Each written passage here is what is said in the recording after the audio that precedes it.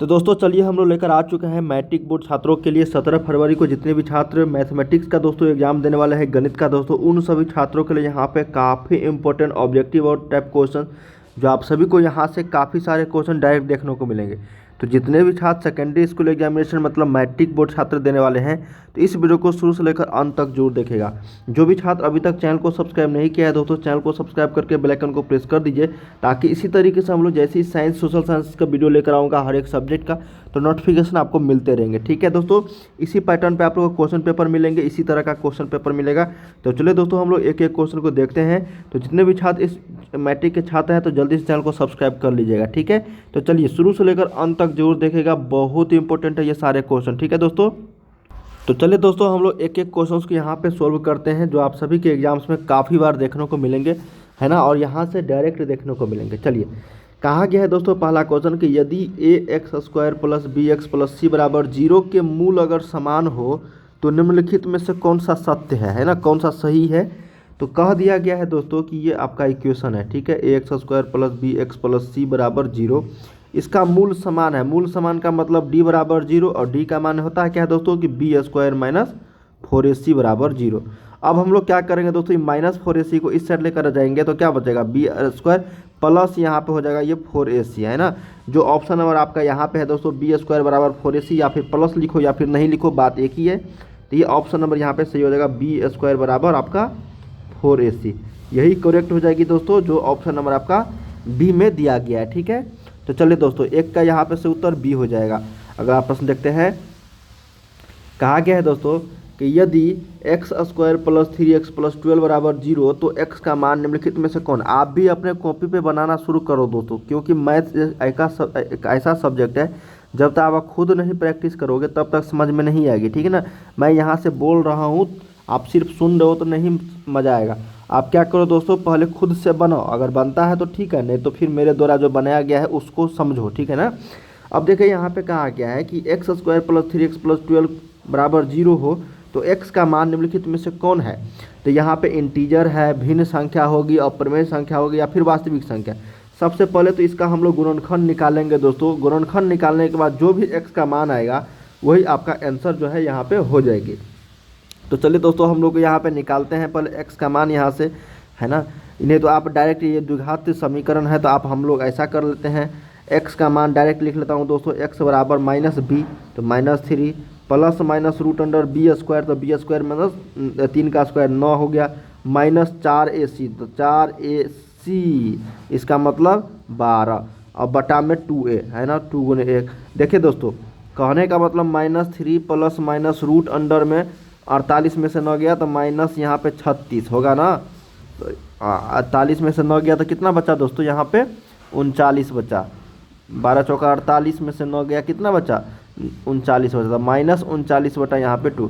तो देखिए दोस्तों रूट अंडर में माइनस आ गया, क्या आ गया दोस्तों यहाँ पे रूट अंडर में माइनस, है ना, रूट अंडर में माइनस यहाँ पे आ गया। तो रूट अंडर में जब माइनस आता है तो इसका मतलब अवास्तविक संख्या होती है, अवास्तविक।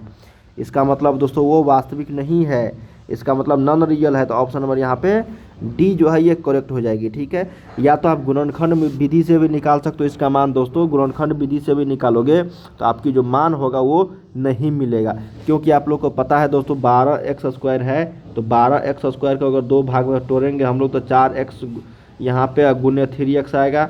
लेकिन यहाँ पे देखो 3x हमको लाना है दोस्तों, तो कैसे लेकर आओगे, है ना, नहीं लेकर आ सकते हो। यहाँ पे 4 और 3 को क्रॉस घटा के या फिर जोड़ के, तो इसलिए हम लोग को यहाँ पे जो वास्तविक संख्या वो नहीं होगी उसका मूल। ठीक है ना, वो x का जो मान होगा वो अनरियल नंबर होगा, मतलब नॉन रियल, अवास्तविक संख्या। चलिए 2 का सही उत्तर डी। देखिए दोस्तों एक एक प्रश्न को हम लोग समझते चलते हैं, हो सकती है आप लोग को इस तरह के प्रश्न जो है एग्जाम में डायरेक्ट देखने को मिलेंगे। चलिए अगला प्रश्न देखते हैं दोस्तों कि एक वृत्त की परिमाप एवं क्षेत्रफल बराबर हो तो वृत्त की जो त्रिज्या होगी वो कितनी होगी। क्या क्वेश्चन है दोस्तों कि एक वृत्त की परिमाप और वृत्त का क्षेत्रफल दोनों बराबर है तो वृत्त का जो परिमाप होता है दोस्तों वो क्या होता है, आपका परिधि होती है। तो परिधि क्या होता है दोस्तों 2πr होता है, और ये आपको वृत्त का क्षेत्रफल πr² होता है तो πr² के बराबर कर देंगे। तो वृत्त की त्रिज्या क्या होगी, ये जो त्रिज्या है दोस्तों ये क्या होगी, जब दोनों का सेम है तो भाई त्रिज्या भी सेम होगी दोनों का, है ना। तो पाई से पाई चला गया दोस्तों, ये 2r बराबर r²। तो यहाँ पे 2 गो आर है तो 1 गो आर यहाँ से हम लोग कटा देते हैं, तो आर का मान कितना आएगा 2 आएगा। इसका मतलब त्रिज्या का मान जो है वो 2 मात्रक है, 2 यूनिट है। समझ में आ गया ना। तो 3 का सही उत्तर आपका ऑप्शन नंबर यहाँ पे ए जो है वो करेक्ट हो जाएगी। अगला प्रश्न देखते हैं दोस्तों। कहा गया है कि 2, 3, 4, 5, 6 के माध्यिका होंगे। तो माध्यिका हम लोगों ने पढ़ा है दोस्तों यहाँ पे कि जो बीच की संख्या होती है वही माध्यिका कहलाता है। और ये आपको आरोही क्रम में भी लिखा हुआ है, मतलब क्रमिक वर्ग भी सबसे पहले छोटा उसके बाद बड़ा बड़ा बड़ा उसी तरीके से लिखा हुआ है। तो यहाँ से देखिए 2, 3, 4, 5, 6 है ना, इस तरीके से लिखा हुआ है दोस्तों। और इधर भी 2 संख्या, इधर भी 2 संख्या, और बीच में क्या है 4 है। तो यही ना आपका हो गया दोस्तों आंसर, ऑप्शन नंबर सी, यही ना माध्यिका हो गया 4। ठीक है, तो काफ़ी सिंपल था दोस्तों ये प्रश्न। चलिए अगला प्रश्न देखते हैं 5 नंबर। कहा गया है दोस्तों कि वृत्त की सबसे बड़ी जीवा जो होती है वो क्या कहलाती है। तो देखिए दोस्तों, वृत्त की जो मान लेते हैं ये वृत्त है, ठीक है, ये वृत्त है दोस्तों, ठीक है, ये वृत्त है आपका।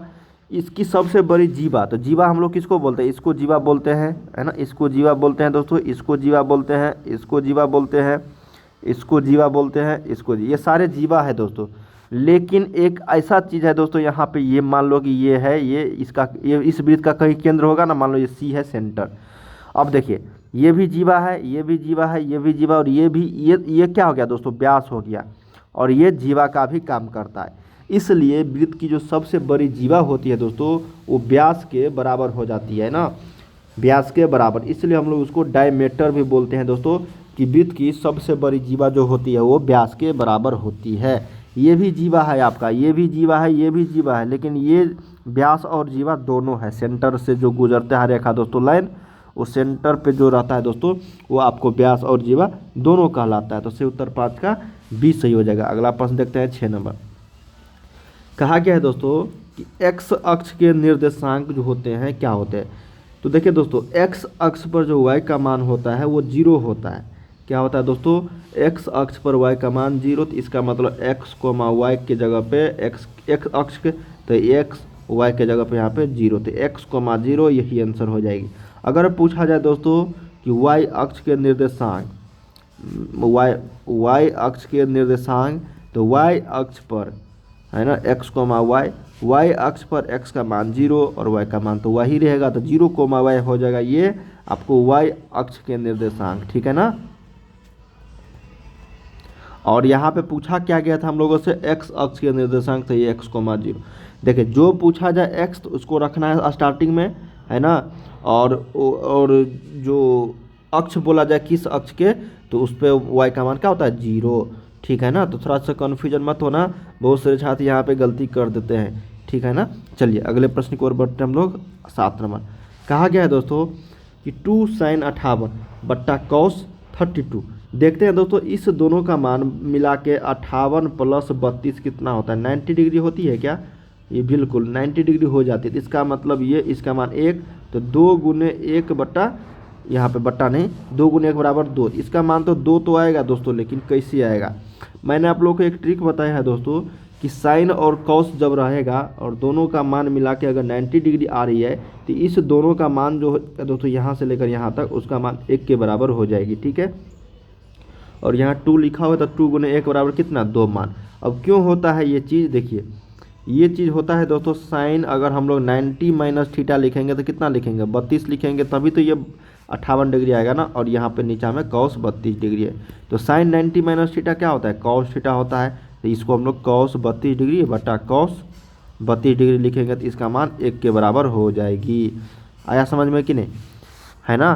बस ये आपको साइन 90 माइनस थीटा वाला क्वेश्चन है दोस्तों, इसको समझ लीजिएगा तो ये सारे प्रश्न आप लोग को आसानी से बनते हुए चले जाएंगे। तो इसका मान जो है आपको डी हो जाएगी 2 के बराबर, ठीक है। चलिए आएगा प्रश्न तो और भी मैं बताऊंगा दोस्तों इस तरह के।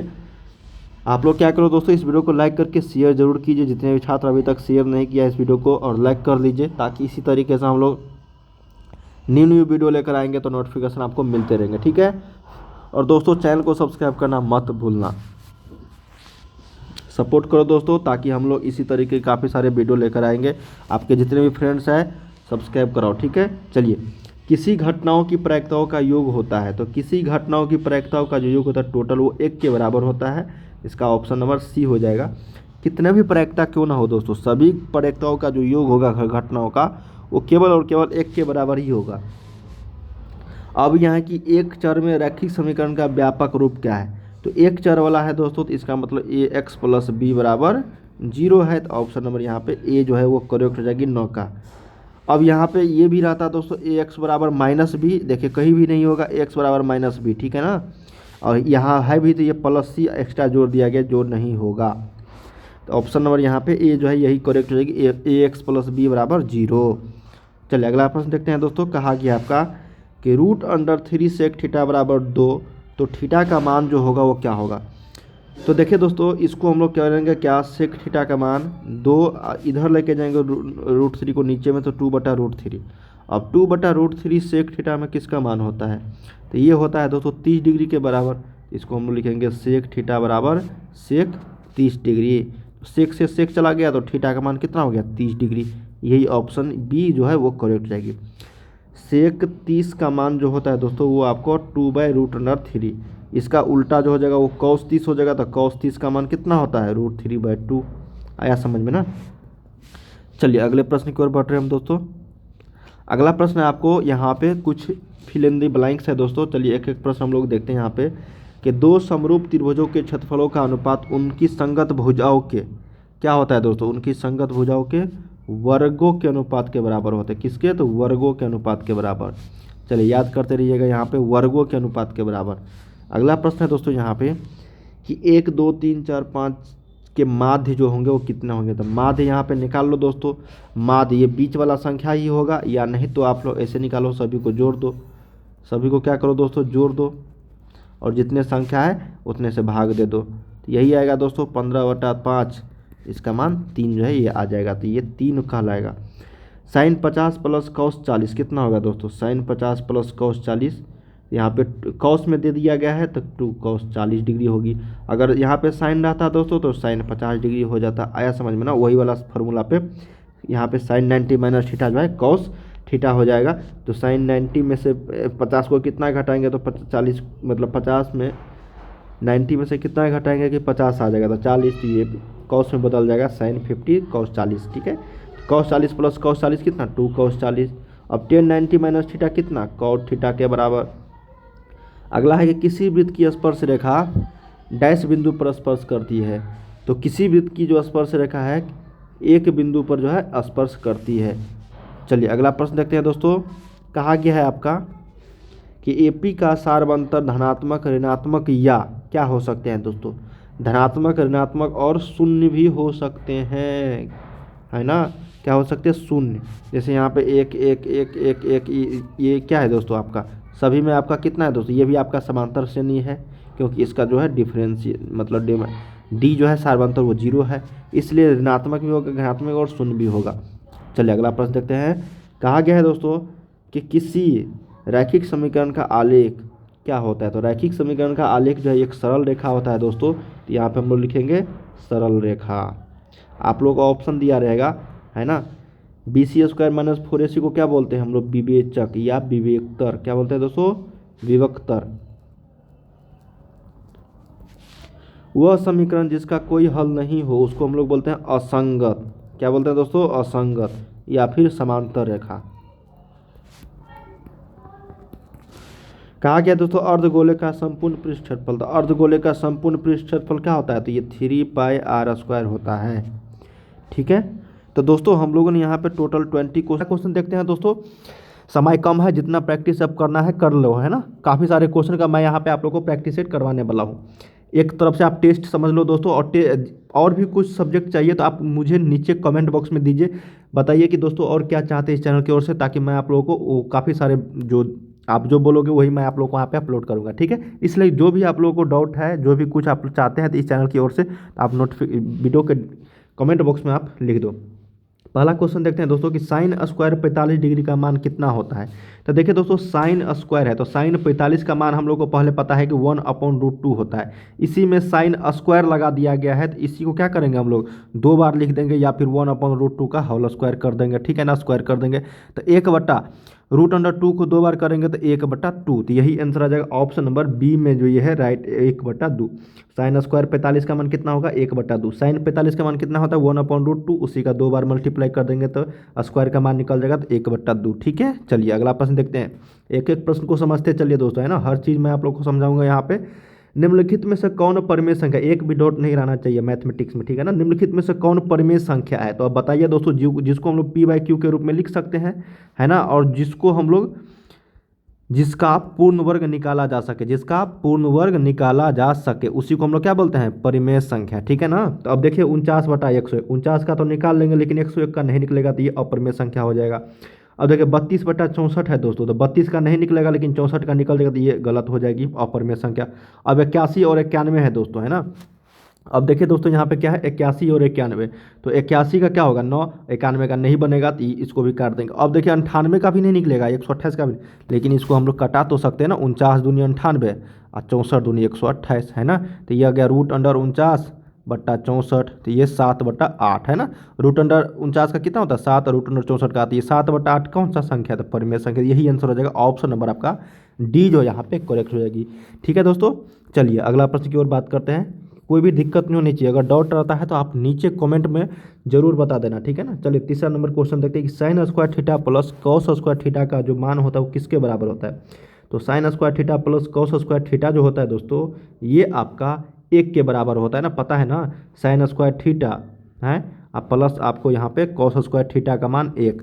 अब थीटा के जगह पे कितना रखेंगे दोस्तों, यहाँ पे हम लोग 45 डिग्री, क्या रखेंगे 45 डिग्री, ठीक है, तभी इसका मान 1 आएगा, ठीक है ना। चलिए अगले प्रश्न की ओर हम लोग बढ़ रहे हैं। 3 का यहाँ पे सी हो जाएगा आंसर। 4 नंबर है दोस्तों कि -2,2 मतलब बिंदु है -2,2 किस पाद में होगा।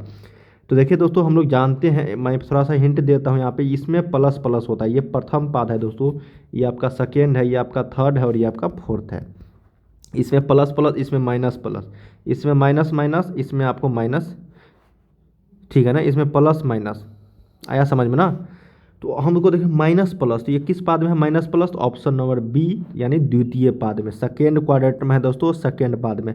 सिंपल है दोस्तों, अगर पॉजिटिव रहेंगे तो फर्स्ट पाद में, माइनस प्लस रहेगा तो सेकेंड पाद में, दोनों माइनस रहेगा तो थर्ड पाद में, और यह प्लस माइनस रहेगा तो फोर्थ में, है ना। इस तरह के प्रश्न आप लोगों को देखने को मिलेंगे, इसलिए याद रख लीजिएगा। चलिए अगले प्रश्न की ओर हम लोग बढ़ रहे हैं दोस्तों। कहा गया 5 नंबर कि बेलन का वक्र पृष्ठ क्षेत्रफल जो होगा वो क्या होगा। तो देखिए दोस्तों बेलन का जो वक्र पृष्ठ क्षेत्रफल होता है ये आपको याद रखना पड़ेगा दोस्तों, 2πRh होता है, क्या होता है 2πRh, ऑप्शन नंबर यहाँ पे सी। और यही दोस्तों बेलन का जो संपूर्ण पृष्ठ क्षेत्रफल और आयतन है ना, बेलन का आयतन भी पूछा जाएगा तो बेलन का आयतन होता है πr²h है, याद रखिएगा। अब बेलन का वक्र पृष्ठ क्षेत्रफल क्या होता है 2πRh, ऑप्शन नंबर यहाँ पे सी के साथ जाना है। अगले प्रश्न की ओर बात करें 6 नंबर कि निम्नलिखित में से कौन द्विघात समीकरण नहीं है। अब 4 ऑप्शन दिए गए हैं दोस्तों, यहाँ पे द्विघात समीकरण हमको पहचाना है कि नहीं है। तो काफ़ी सिंपल प्रश्न है दोस्तों, देखिए देखने ही से लग रहा है, जिस द्विघात समीकरण का मतलब क्या हो गया, जिसका घात 2 होगा उसी को हम लोग द्विघात समीकरण बोलेंगे, ठीक है ना। तो यहाँ पे कन्फ्यूजन मत होना, देखिए यहाँ पे XQ है तो यहाँ पे XQ तो ये कट जाएगा दोस्तों, इसलिए ये द्विघात समीकरण होगा, है ना, द्विघात समीकरण होगा। अब देखते हैं ये x+1 का होल, ये भी आपका द्विघात समीकरण है। अब देखिए ये x² ये भी आपका द्विघात समीकरण हो जाएगा मल्टीप्लाई करोगे तो। लेकिन देखिए दोस्तों x² + 1/x², इसको अगर कैलकुलेशन x के पावर 4 हो जाता है, जो आपका ये द्विघात समीकरण नहीं होगा, तो इसलिए ऑप्शन नंबर यहाँ पे डी के साथ जाना है। निम्नलिखित में से कौन सा द्विघात समीकरण नहीं है, मतलब जिसका घात अगर 2 नहीं है दोस्तों, 1 या फिर 2 से बड़ा होता है, उसको हम लोग द्विघात समीकरण नहीं बोलते हैं। केवल और केवल 2 घात रहना चाहिए द्विघात समीकरण होने के लिए। इसमें 4 घात आ जाता है दोस्तों, ऑप्शन नंबर डी के साथ जाना है हम लोग को। अगला प्रश्न 7 नंबर कहा गया दोस्तों कि यदि त्रिभुज ABC में AC² बराबर AB² + BC² हो तो कोण B का मान, देखने ही से लग रहा है दोस्तों ये आपको समकोण त्रिभुज है पाइथागोरस प्रमेय पे, है ना। तो कोण B का मान डायरेक्ट आप लोग को याद रखना 90 डिग्री होगी। जब भी आप लोग को कर्ण का स्क्वायर बराबर होगा लंब स्क्वायर, है ना, प्लस आपको आधार स्क्वायर, हमेशा समझना कि आपको मान 1 डिग्री, एक कोण का मान यहाँ पे 90 डिग्री होगी। जो यहाँ पे कोण बी का मान पूछा गया तो वही 90 डिग्री होगी। तो ऑप्शन नंबर यहाँ पे हमको सी के साथ जाना है, ठीक है, 7 का सी। चलिए अगले प्रश्न की ओर बढ़ रहे हैं। 8 नंबर कहा गया दोस्तों कि 7, 3, 5, 8, 6, 10, 9, 11 की माध्यिका क्या होगी, माध्यिका। तो इसको हम लोग क्या पहले करेंगे दोस्तों, अरेंज कर लेंगे। अरेंज कर लेंगे तो उसका बिचला पद कौन सा होगा, माध्यिका। माध्यिका मतलब क्या हो, बीच वाला संख्या है ना। माध्यिका मतलब क्या होता है दोस्तों, बीच वाला संख्या। इसको क्या करेंगे हम लोग, इसको सबसे पहले तो इसको अरेंज कर लेंगे, है ना। तो पहले यहाँ पे 3 हो गया, 5 हो गया, 6 हो गया, 7 हो गया, 8 हो गया, 9 हो गया, 10 हो गया, 12 हो गया, 11 तो नहीं है। अब देख लेते हैं दोस्तों टोटल कितने संख्या है। तो 1 2 3 4 5 6 7 8, 8 गो संख्या है दोस्तों टोटल, है ना। तो अब हम लोग क्या करेंगे दोस्तों, 8 संख्या है टोटल, तो 8/2 करेंगे। तो इसमें था 4, तो 4 से ज़्यादा 5 से कम लेंगे संख्या, तो 1 2 3 4। तो इसका मतलब ये इस और इस दोनों के बीच की जो माध्यिका होगी, तो दोनों को जोड़ देंगे, 7 + 8/2, तो 8 7 15/2, तो इसका मतलब 7.5 आंसर। तो ऑप्शन नंबर हमको डी के साथ जाना है दोस्तों, है ना। 8 का क्या हो जाएगा, डी। माध्यिका मतलब होता है बीच वाला संख्या, है ना। सबसे पहले तो अरेंज कर लेंगे इसको, जितने भी संख्या दी रहेगी दोस्तों उसको अरेंज करके बीच वाला संख्या निकाल लेंगे, है ना। अगर 7 रहता, है ना, तो जितना भी मान रहता, जैसे 7/2 तो 3.5 है ना, 3.5 मतलब 3 और 4 के बीच में जो संख्या रहता है वही आंसर आ जाती। लेकिन जब दो संख्या आपको आपस में आ रही है तो उसको दोनों को जोड़ के 2 से भाग दे देंगे, आंसर आ जाएगी मेरा। चलिए अगले प्रश्न की ओर बढ़ रहे हम लोग। 9 नंबर की, 2 पासों को एक साथ फेंका जाता है तो दोनों पर 6 आने की प्रायिकता क्या होगी। काफ़ी सिंपल प्रश्न है दोस्तों। 2 पासों को एक साथ फेंका गया, ठीक है, दोनों पर 6 आने की प्रायिकता, तो 6 और 6 तो एक ही बार ना आएगा, है ना। दोनों पर 6 आने की प्रायिकता एक बार, तो 1 बटा यहाँ पे 36 हो जाएगा। तो ऑप्शन नंबर यहाँ पे 9 का ए के साथ जाना है, ठीक है। 2 पासों को एक साथ फेंका जाता है तो टोटल संभावना कितना, 36 बार, है ना। और दोनों पर 6 आने की प्रायिकता, दोनों पर एक ही बार 6 आएगा, चाहे एक पे या फिर एक पे, तो दोनों पर 6 आने की प्रायिकता 1 बटा यहाँ पे, तो 1 बटा यहाँ पे 36 हो जाएगी। ऑप्शन नंबर ए के साथ जाना है। अगला प्रश्न की ओर बढ़ रहे हैं दोस्तों हम लोग। कहा गया कि 4 के कितने गुणज 10 और 250 के बीच पड़ते हैं, ठीक है। 4 के कितने गुणज 10 और 250 के बीच पड़ते हैं। तो इसका मतलब ये हुआ दोस्तों, हमको 8 है ना, ये और 4, 8 वाला नहीं लेना है, 10 से ऊपर और 250 के बीच में लेना है। तो 10 से ऊपर कितना होगा दोस्तों, 4 का गुणज, तो 4 तिया 12, उसके बाद 4 चौके 16, 20, 24, फिर 250 से नीचा कौन सा होगा बताओ। 4 से 250 कटता है, नहीं कटता है दोस्तों, है ना। इसके नीचे वाला लेंगे हम लोग कौन सा, 248। 248 आपका कट जाता है दोस्तों, 248। अब 12 और 248 के बीच में कितनी ऐसी संख्या जो 4 के गुणज होंगे, तो हम लोग निकाल लेंगे ना एपी पे। एपी पे निकाल लेंगे, ए का मान 12, डी का मान टोटल यहाँ पे 4 हो जाएगा डिफरेंस, और टी एन का वैल्यू आपको 248 है, तो एन का वैल्यू नहीं निकालोगे, आसानी से निकाल लेंगे दोस्तों। तो चलिए निकालते हैं, ठीक है।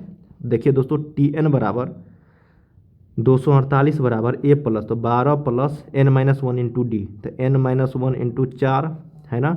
तो इधर लेके जाएंगे 12 को, तो ये कितना होगा आपको 236/4 n-1, ठीक है। तो ये कितना होगा आपको 4 पंचे 20, 4 नंबे 36, ठीक है। तो n का मान 60 होगा दोस्तों। ऑप्शन नंबर हमको ए के साथ जाना है, 10 का क्या होगा, ए के साथ जाना है। काफ़ी सिंपल प्रश्न था दोस्तों। 4 के कितने गुणज है जो 10 और 250 के बीच पड़ते हैं, तो ऑप्शन नंबर ए के साथ जाना है। चल अगले प्रश्न की ओर बढ़ रहे हैं दोस्तों। 11 नंबर कहा गया है आपका कि -10, -6, -2, -2, डैश डैश डैश करके 34 में पदों की संख्या कितनी है। तो पदों की संख्या हम लोग को निकालनी है दोस्तों, है ना। तो काफ़ी सिंपल प्रश्न है ये भी, आपको अर्थमेटिक प्रोग्रेशन समांतर श्रेणी का क्वेश्चन एपी का। तो ए का वैल्यू -10 है, तो डी का वैल्यू कितना हो जाएगा, -6 में से -10 घटाएंगे तो यहाँ पे पॉजिटिव में 4 आ जाएगा दोस्तों, ठीक है। और लास्ट पद कितना है, टी एन का मान 34, तो ए का मान नहीं निकालो, सॉरी एन का मान नहीं निकालोगे यहाँ से, वही वाले फार्मूला से, पिछला वाला फार्मूला, तो निकाल लेंगे दोस्तों, ठीक है। तो निकालने के बाद इसका जो मान आएगा वो 12 आएगा। टोटल कितना संख्या है, तो 12, एन का वैल्यू कितना आएगा 12, खुद से निकालो, ठीक है ना। टी एन का वैल्यू मैं आप लोगों को बता, तो टी एन बराबर होता है a plus n-1 into d. इसी वाले फार्मूला से n का वैल्यू निकालना, सभी मान दे दिया गया यहाँ पे, ए का भी मान दिया है, टी एन का भी मान दिया है, डी का भी वैल्यू दिया है, सिर्फ और n का वैल्यू निकालना, ठीक है ना। काफ़ी सिंपल प्रश्न था। चलिए, नहीं बनता है तो नीचे कमेंट करो, लास्ट में मैं आप लोगों से क्वेश्चन पूछूंगा, उसका जवाब आपको कमेंट बॉक्स में देना है। कहा गया कि दोस्तों यदि दो संख्याओं का मौसम 25 है, लौसम 50 है, तो संख्याओं का गुणनफल कितना होगा। काफ़ी सिंपल प्रश्न है दोस्तों। दोनों का क्या करेंगे हम लोग, मल्टीप्लाई कर देंगे, तो 25 और 50 कितना होगा, 25 पंचे 125, तो 1250। दोनों संख्याओं का गुणनफल पूछा जा रहा था, तो हम क्या करते, दोनों संख्या को मल्टीप्लाई कर देते, वही आंसर आ जाएगा। अब नेक्स्ट प्रश्न है दोस्तों कि वर्ग अंतराल के मध्य बिंदु को क्या बोलते हैं, तो उसको हम लोग वर्ग चिन्ह बोलते हैं। क्या बोलते हैं? वर्ग चिन्ह। याद रखिएगा, वर्ग अंतराल के मध्य बिंदु को वर्ग चिन्ह बोलते हैं। अगला प्रश्न कहा गया दोस्तों त्रिभुज का क्षेत्रफल क्या होता है, तो त्रिभुज का क्षेत्रफल 1/2 गुने आधार गुने ऊंचाई। क्या होता है? 1/2 गुने आधार गुने ऊंचाई, यही होता है दोस्तों त्रिभुज का क्षेत्रफल। ठीक है, वो हीरोन फार्मूला वाला नहीं, हीरोन फार्मूला में √S × S माइनस ये अलग, वो 9th में हमको पढ़ना था।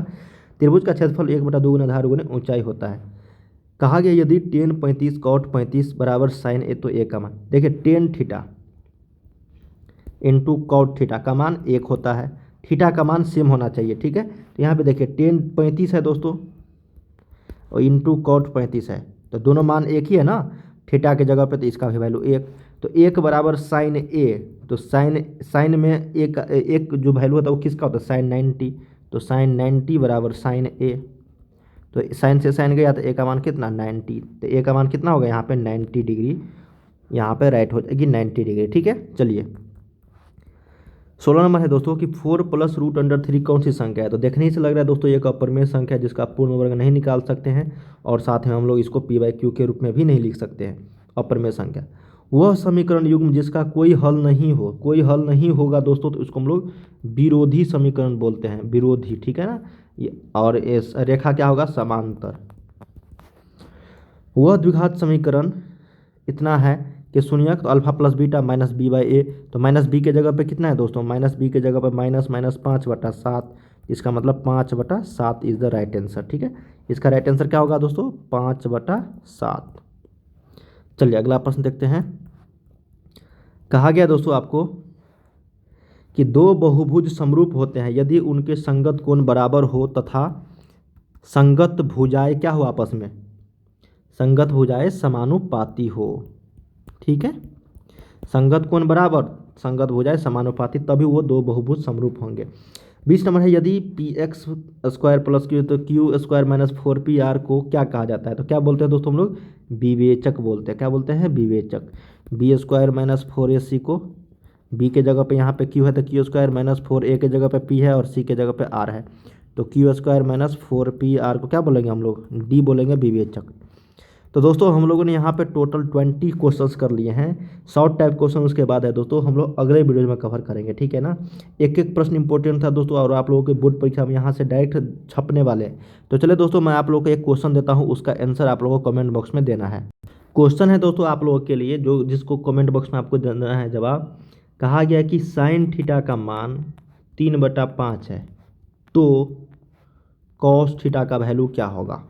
आंसर करो दोस्तों, आंसर जो भी करेंगे छात्र उसका मैं आप लोगों को यहाँ पे डिस्क्रिप्शन में नाम दूंगा। ठीक है ना, जितने भी छात्र यहाँ पे आंसर करेंगे, तो इसलिए आंसर कीजिए इसका यदि साइन थीटा का मान 3/5 है दोस्तों, तो कॉस थीटा का वैल्यू क्या होगी? ठीक है ना, तो सारे छात्र यहाँ पे आंसर करेंगे इसका, जो भी छात्र यहाँ पे फर्स्ट आंसर करेंगे उसका नाम लिया जाएगा। ठीक है, चलिए दोस्तों आज के बस छात्र नए हैं दोस्तों, चैनल को जरूर सब्सक्राइब करके बेल आइकन को प्रेस कर दीजिए। ठीक है, पहला क्वेश्चन हमारा कि 6/15 का दशमलव प्रसार क्या होगा?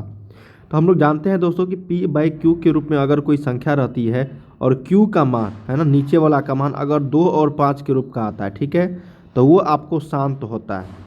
2 और 5 के रूप का नहीं आता है दोस्तों, नहीं आता है तो वो आपका अशांत कहलाता है। ठीक है, अशांत कहलाता है। ठीक है, लेकिन ये शर्त है दोस्तों p एवं q में कोई भी उभयनिष्ठ गुणनखंड नहीं होनी चाहिए, मतलब कोई भी कॉमन दोस्तों नहीं होनी चाहिए, कॉमन है ना, कॉमन नहीं होनी चाहिए। अब जैसे देखो यहाँ पे 6/15 है दोस्तों, 6/15 में कुछ कॉमन है ना, 6/15 में क्या है? 3 कॉमन है दोस्तों, 3 दूनी 6, 3 पंचे 15, अब आया 2/5। अब हम लोग को 2/5 बताओ कौन सी संख्या थी? ये शांत हो जाएगा। क्या हो जाएगा दोस्तों? शांत। अब वैसे निकालोगे 6/15 का, तो देखो ना ये 6 का इसका निकालोगे तो 3 × 5 आ रहा है ना, तो 3 आ रहा है 2 और 5 के अलावा, तो ये अशांत हो जाएगा। लेकिन नहीं, इस दोनों में कोई भी उभयनिष्ठ गुणनखंड नहीं होनी चाहिए। छोटा संख्या है दोस्तों, आप इसको दशमलव भाग दे के भी निकाल सकते हो, लेकिन मैं आपको ये वाला जो मेथड है यही आपको रिक्वेस्ट करूँगा कि आप इसी से बनाना। ठीक है, भाग दे के मत बनाना। चलिए अगला प्रश्न है, पहला का ऑप्शन नंबर ए हो जाएगा। मैंने काफ़ी सारे क्वेश्चन बता रखे हैं दोस्तों आप लोगों को शांत और अशांत वाले पे, नहीं तो आप लोग को दिक्कत आती है शांत अशांत में पकड़ने में, तो आप मुझे कमेंट करना, मैं एक अलग वीडियो बना दूंगा कि शांत और अशांत कैसे पहचाने, ठीक है। 2 नंबर क्वेश्चन है दोस्तों कि यदि अल्फा बीटा द्विघात बहुपद x square plus 7x plus 10 के शून्यक हो तो अल्फा प्लस बीटा का होल स्क्वायर का मान जो होगा वो क्या होगा। देखिए ये इक्वेशन दिया गया है x square plus 7x plus 10, ठीक है। अब कहा गया है दोस्तों हमको कि अल्फा प्लस बीटा का होल स्क्वायर निकालनी है। तो हम लोग जानते हैं दोस्तों यहाँ से अल्फा प्लस बीटा का जो मान होता है वो -b/a के बराबर होता है। तो इसमें मान दे देंगे हम लोग -b/a का, ये होल स्क्वायर हो गया। अब यहाँ पे -b का मान कितना है -7 और a का मान 1, तो इसका स्क्वायर कर देंगे। तो -7/1 को -7 ही रखेंगे तो -7 का स्क्वायर कितना हो जाएगा 49 हो जाएगा। जो ऑप्शन नंबर आपका कहाँ पे है दोस्तों, ऑप्शन नंबर आपको सी में है ना, सी में। तो यही 49 जो है आपका राइट हो जाएगी इस पोलिनोमियल का द्विघात बहुपद का अल्फा प्लस बीटा का होल स्क्वायर का मान। ओके, समझ में आ गया होगा। चलिए अगले प्रश्न की ओर हम लोग बढ़ रहे हैं। 3rd नंबर कहा क्या है दोस्तों कि द्विघात बहुपद x square plus 3x plus 2 का जो शून्यक होंगे वो क्या होगा। क्या क्वेश्चन है, द्विघात बहुपद x square plus 3x plus 2 का जो एक शून्यक होगा, सिंपल है, हम लोग क्या करेंगे इसको गुणनखंड विधि से निकाल लेंगे, है ना। तो ये हो जाएगा 2x स्क्वायर, 2x स्क्वायर को 2 भाग में क्या लिखेंगे दोस्तों, ताकि ये 3x है तो 2x प्लस x लिख सकते हैं और इसको मल्टीप्लाई करने के बाद ये भी आएगा। तो x square plus 2x plus x plus 2 लिखेंगे, ठीक है। तो यहाँ से x कॉमन लेंगे तो x प्लस 2 आएगा ये, फिर यहाँ पे +1 कॉमन लेंगे तो ये x प्लस 2 आएगा। इसका मतलब दोस्तों x प्लस 1 इंटू ये आएगा x प्लस 2 बराबर 0, क्योंकि यहाँ पे शून्यक है दोस्तों तो बराबर 0 कर देंगे। तो x का मान एक -1 आया, फिर x का मान एक -2 है। -1 और -2 किस में है, तो ऑप्शन नंबर यहाँ पे ए में, यही करेक्ट हो जाएगी, माइनस और -2, ठीक है। चलिए अगले प्रश्न की ओर हम लोग बढ़ रहे हैं दोस्तों। काफ़ी सिंपल प्रश्न है ये, एक एक प्रश्न इंपॉर्टेंट है दोस्तों, ठीक है ना। और नहीं समझ में आती है तो कमेंट जरूर करना सारे, ऐसे नहीं समझना कि नहीं आ रहा है तो कोई दिक्कत नहीं, ठीक है ना। कमेंट जरूर करना ताकि मैं आप लोग को अगले वीडियो में और भी अच्छे से बता दूंगा किसी भी प्रश्न में अगर दिक्कत आती है तो। 4th नंबर क्वेश्चन है दोस्तों, कहा गया है कि महत्तम समावर्तक ए बी, ठीक है, और गुण्य लघुत्तम समावर्तक ए बी जो बराबर होगा वो किसके। तो हम लोग जानते हैं दोस्तों कि देखो महत्तम समावर्तक तो किसी एक संख्या का होगा नहीं, कोई भी होगा तो 2 संख्या, जैसे ए कोमा बी का यहाँ पे एलसीएम और एचसीएफ दिया है ना। तो हम लोग जानते हैं दोस्तों एचसीएफ गुण्य एलसीएम बराबर होता है दोस्तों पहली संख्या, है ना, गुण्य आपका दूसरी संख्या। तो पहली कहाँ ए है, दूसरी बी है, तो एचसीएफ गुणे एलसीएम बराबर ए गुणे बी के बराबर, है ना। मतलब दोस्तों अगर कोई संख्या दिया है उसका महत्तम समावर्तक और लघुत्तम समावर्तक का गुणनफल है तो वो बराबर होगा उस दोनों संख्या के गुणनफल के बराबर। क्या होगा दोस्तों, उस दोनों संख्या के गुणनफल के बराबर। तो इसलिए ऑप्शन नंबर यहाँ पे डी जो है करेक्ट हो जाएगी। अगला प्रश्न देखते हैं। कहा गया है दोस्तों कि यदि 3 cot a बराबर 4 है तो साइन a का मान क्या होगा। क्या क्वेश्चन है दोस्तों कि यदि 3 cot a बराबर 4 है तो साइन a का मान, काफ़ी सिंपल है। तो यहाँ से cot a का मान हम लोग निकालेंगे 4/3 आएगा और साइन a का मान निकाल लो। इसको cot a का मान क्या होगा b/p, तो h निकाल लो भाई, तो h का मान यहाँ पे 5 आ जाएगा, तो साइन a का मान p/h, तो p 3/5। देखो ऑप्शन नंबर बी यहाँ पे सही हो जाएगी। सिंपल है, cot a का मान दिया है आधार बटा लंब, है ना, लंब बटा आधार होता है 10 का, तो उसका उल्टा हो जाएगा cot आधार बटा लंब। आधार लंब पता है तो कर्ण निकाल लेंगे, तो कर्ण हमको 5 आ गया। अब साइन a का मान लंब बटा कर्ण, तो लंब हमको 3 था, कर्ण 5 निकाला, 3/5, यही आंसर हो जाएगा ऑप्शन नंबर बी। चलिए दोस्तों अगले प्रश्न की ओर हम लोग बढ़ रहे हैं। 6 नंबर कहा गया दोस्तों कि 2 समरूप त्रिभुजों की भुजाएं 2:3 के अनुपात में है, ठीक है, 2 और 3 के अनुपात में है, इनके क्षेत्रफलों का अनुपात क्या होगा। देखिए दोस्तों मैंने आप लोगों को बताया था 2 समरूप त्रिभुजों की अगर भुजाएं 2/3 के अनुपात में है दोस्तों, तो क्षेत्रफल का जो अनुपात हो जाएगा, क्षेत्रफल का जो अनुपात हो जाएगा वो भुजा का स्क्वायर हो जाएगा, किसके, भुजा का स्क्वायर के बराबर, अनुपात के बराबर। तो 2 का स्क्वायर 4 और 3 का स्क्वायर 9, तो 4/9 यहाँ पे आंसर हो जाएगी, जो ऑप्शन नंबर ए है। ये क्षेत्रफल का अनुपात हो गया, है ना। अगर क्षेत्रफल का अनुपात दिया जाए दोस्तों और भुजा का अनुपात पूछा जाए तो रूट अंडर में मान देके, जैसे यहाँ पे 4/9 के अनुपात में रहता है दोस्तों क्षेत्रफल का अनुपात, और भुजा का अनुपात 2/3 हो जाता। मतलब कहने का कि जब दो समरूप त्रिभुजों की भुजाएं आपको अनुपात में दिया है और उनका क्षेत्रफलों का अनुपात पूछा जाए तो सिर्फ और सिर्फ आपको क्या करना है, उसका स्क्वायर कर देना है। ठीक है, क्षेत्रफल के मामला में अगर क्षेत्रफल दिया है और भुजा दिया है तो सिर्फ और सिर्फ उसका रूट अंडर निकाल देना है। मैं आप लोगों को और भी क्वेश्चन बताऊंगा इस पर जब भी आएगा, तो काफ़ी सिंपल है दोस्तों इस तरह के प्रश्न। अगला कहा गया है कि बिंदु 3 कोमा आई है ना, और बी दिया है दोस्तों आपको 6,4 के बीच की दूरी क्या होगी। ये 3,1 है दोस्तों, है ना, 3,1 है और ये जो बी है दोस्तों 6,4 है, तो इसके बीच की दूरी हम लोग को निकालना है। ये 3,1 है, इसको थोड़ा सा कैलकुलेशन कर लो तो बीच की दूरी हम लोग निकाल लेंगे दोस्तों। दूरी सूत्र से क्या होगा बताओ, x2 - x1, तो 6 में से 3 गया कितना, 3 का स्क्वायर, प्लस 4 में से गया 3 का स्क्वायर, तो ये रूट अंडर 18 आ गया दोस्तों। रूट अंडर 18 का अगर वैल्यू निकालोगे तो कितना आएगा, रूट अंडर 18 का वैल्यू निकालोगे दोस्तों तो ये 3√2 आएगा। कैसे, तो 18 का निकाल लो, 3 होगा, 3 छके 18, 3, हाँ, तो 3√2 ऑप्शन नंबर यहाँ पे डी ये सही हो जाएगी। जोड़ा वाला को बाहर कर लेंगे, जिसका जोड़ा नहीं लगा उसको रूट में डाल देंगे तो 3√2 आंसर आ जाएगी, जो ऑप्शन नंबर डी में है यहाँ पे करेक्ट। 3,1 एवं बी 6,4 के बीच की दूरी यहाँ पे पूछा है, दूरी सूत्र से हम लोग निकाल लेंगे, काफ़ी सिंपल था। चलिए दोस्तों अगले प्रश्न की ओर हम लोग बढ़ रहे हैं। कहा गया दोस्तों कि 4, 5, 2, 0, 3, 2, 3 का बहुलक क्या है, बहुलक। तब मोड पूछा गया दोस्तों, हम लोग देखते हैं इसमें सबसे ज़्यादा बार कौन सा आया है, तो सबसे ज़्यादा बार यहाँ पे आया है आपको 2 और 3 दोनों आया है दोस्तों। क्या आया है, 2 और 3 दोनों आया है आपको 2 बार, ठीक है ना। तो 2 और 3 जब भी आए दोस्तों इस तरह के सवाल में हम लोग को पहले माध्यिका, बहुलक और ये आपको माध्य निकालना पड़ेगा। ठीक है, थोड़ा सा कैलकुलेशन लंबा हो जाएगा दोस्तों, है ना। बहुलक बराबर आप लोग को पता है ना, 3 माध्यिका -2 माध्य, बस इसी वाले फार्मूला पे आपको बैठानी है ना।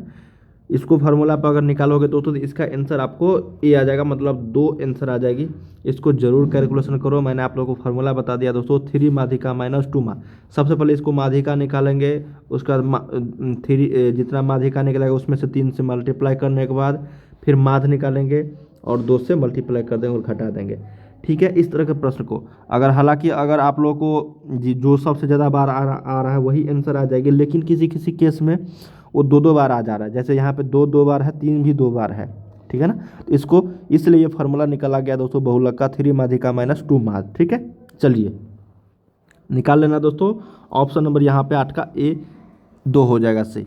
9 नंबर है दोस्तों कि 2 वृत्तों की परिधि 2:3 के अनुपात में, तो उनकी त्रिज्याओं का अनुपात क्या होगा। सिंपल है दोस्तों, है ना, 2πr1/2πr2 दिया गया है आपको कितना, 2/3, तो 2π से 2π गया था, r1/r2 कितना 2:3 के अनुपात में ही रहेगा। तो ऑप्शन नंबर देखते हैं, जी बिल्कुल सी।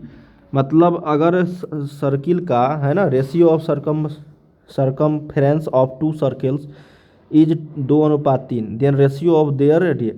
मतलब दोस्तों अगर परिधियों का अनुपात आपको पता है तो वही त्रिज्याओं का अनुपात हो जाएगा, सेम टू सेम। ठीक है, चलिए, क्योंकि वहाँ से 2π से 2π कट जाएगा, 2π दोनों में कॉमन आ जाएगी।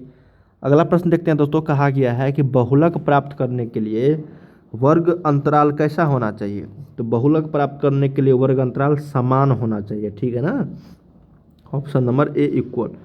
अब हम लोग चलिए कुछ इंपॉर्टेंट क्वेश्चन देखते हैं दोस्तों, जो आप सभी को यहाँ पे पूछा जाएगा ऑप्शन में, लेकिन हालांकि मैं आपको बता रहा हूँ फिल इन द ब्लैंक। कहा गया कि 3 बिंदु संरेख होंगे यदि त्रिभुज का क्षेत्रफल क्या होगा, 0, है ना। जब 0 होता है दोस्तों त्रिभुज का क्षेत्रफल, तो वो बिंदु क्या होता है, संरेख होता है। अब बताओ 22/7 कौन सी संख्या है, 22/7 परिमेय संख्या है, न कि अपरिमेय, है ना, परिमेय संख्या है दोस्तों। और पाई का मान पाई अपरिमेय संख्या है, पाई एक अपरिमेय संख्या है, लेकिन 22/7 इसका जो मान होता है वो आपका परिमेय संख्या, याद रखिएगा। ठीक है, चलिए अब कहा गया दोस्तों, यदि q² - 4p गामा जो है 0 से बड़ा है, तो px² + qx + गामा बराबर 0 के मूल जो होंगे वो क्या होंगे। जब ये बड़ा है दोस्तों, मतलब b² - 4ac, है ना, या d > 0 है, तो इसका मतलब मूल जो है वास्तविक और भिन्न होगा, वास्तविक और असमान होगा। समझ में आ रही ना। विवेचक चलिए साइन 70 डिग्री का मान कॉस कितने के बराबर, तो कॉस 20 डिग्री के बराबर होगा, है ना। साइन 70 कॉस 90 में से घटा दो 70, वही आंसर आ जाएगी कॉस में। सभी वर्ग क्या होता है दोस्तों, सभी वर्ग समरूप होता है, पता है ना, सभी वर्ग समरूप होता है। चलिए कहा गया दोस्तों कि √2 साइन थीटा बराबर 1, तो थीटा का मान क्या होगा। तो साइन थीटा बराबर 1, अब बट्टा हम इधर लेके जाएंगे तो √2 हो जाएगा, तो √2 कितना, साइन 45 डिग्री का मान, तो साइन से साइन गया तो थीटा का मान 45 डिग्री, 45 डिग्री के बराबर होगा वैल्यू। कहा गया कि यदि दो त्रिभुजों की भुजा संगत भुजा समानुपाती हो तो दोनों त्रिभुज क्या होगा, समरूप होगा। ठीक है। चलिए कहा गया कि यदि किसी घनाभ की लंबाई, मतलब घनाभ के एक विकर्ण की लंबाई यहाँ पे पूछा गया क्या होगा। तो देखिए दोस्तों, जब लंबाई चौड़ाई और ऊंचाई आपको पता है तो घनाभ के एक विकर्ण की जो लंबाई होगी दोस्तों वो आपको हो जाएगा रूट अंडर में लंबाई का स्क्वायर, चौड़ाई का स्क्वायर प्लस ऊंचाई का स्क्वायर। ठीक है, यही आपको सूत्र हो जाएगी घनाभ के एक विकर्ण की लंबाई। अब देखिए पीई का मान इतना है तो पीई डैश का मान क्या होगा। तो क्या करेंगे दोस्तों, एक में से 0.05 को घटा देंगे, क्योंकि सभी प्रैक्टों का मान कितना होता है, एक होता है, तो ये हो जाएगा 0.95 आंसर। कहा गया कि वृत्त की परिधि 22 सेंटीमीटर हो तो वृत्त का क्षेत्रफल निकालिए। सिंपल है कि नहीं।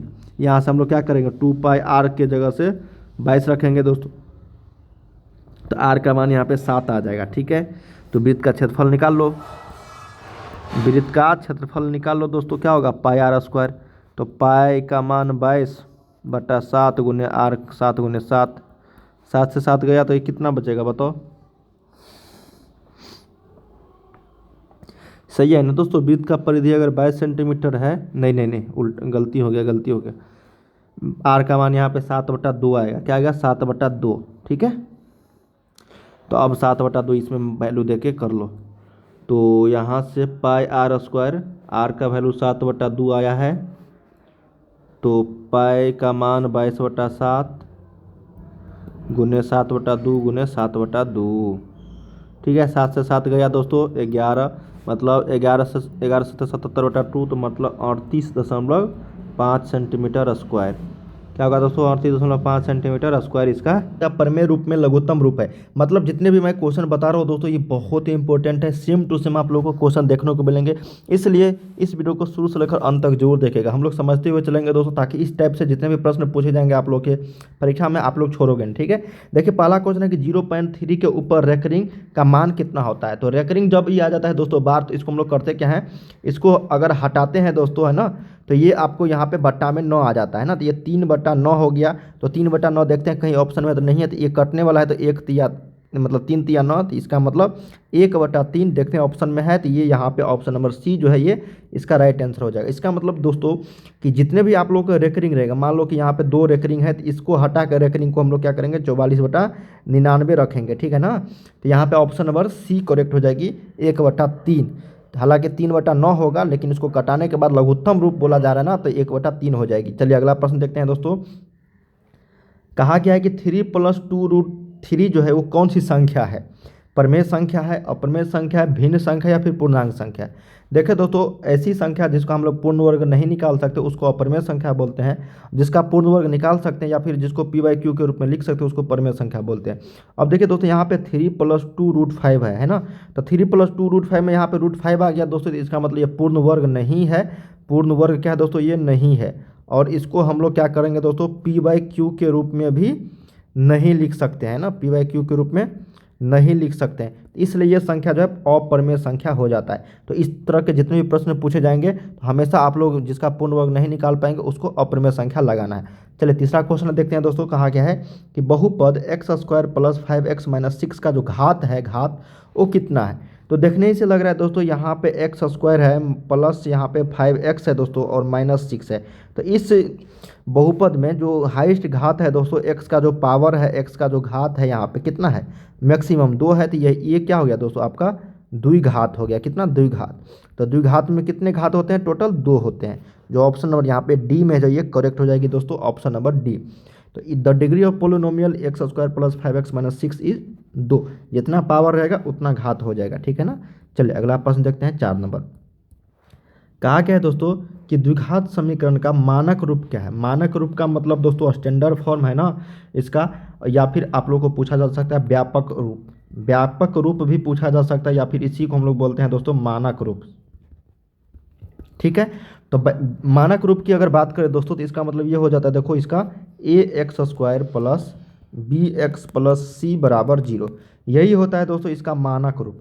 जहाँ a का मान जो है यहाँ पे, जहाँ a का मान नॉट इक्वल टू यहाँ पे 0 होनी चाहिए, तभी ये द्विघात समीकरण का मानक रूप हो जाता है। तो यहाँ पे देखते हैं किस ऑप्शन में, तो ऑप्शन नंबर यहाँ पे सी में है दोस्तों, ax² प्लस bx प्लस सी बराबर 0। यहाँ पे जो है a नॉट इक्वल टू यहाँ पे 0 होगा, ठीक है ना। तो ऑप्शन नंबर यहाँ पे सी जो है ये करेक्ट हो जाएगी। समझ में आया ना।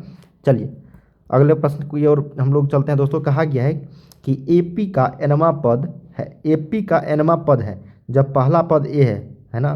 किसी एपी का एनवा जो है वो पद है, ठीक है, और पहला पद ए है और सार्वंतर डी है। इसका मतलब दोस्तों एन का वैल्यू एन है ना। पहला पद इसका मतलब ए बराबर ए है और डी बराबर यहाँ पे डी है। समझ में आ रही ना। तो इसका हम लोग फार्मूला जानते हैं दोस्तों, टी एन बराबर होता है a plus N minus 1 into D.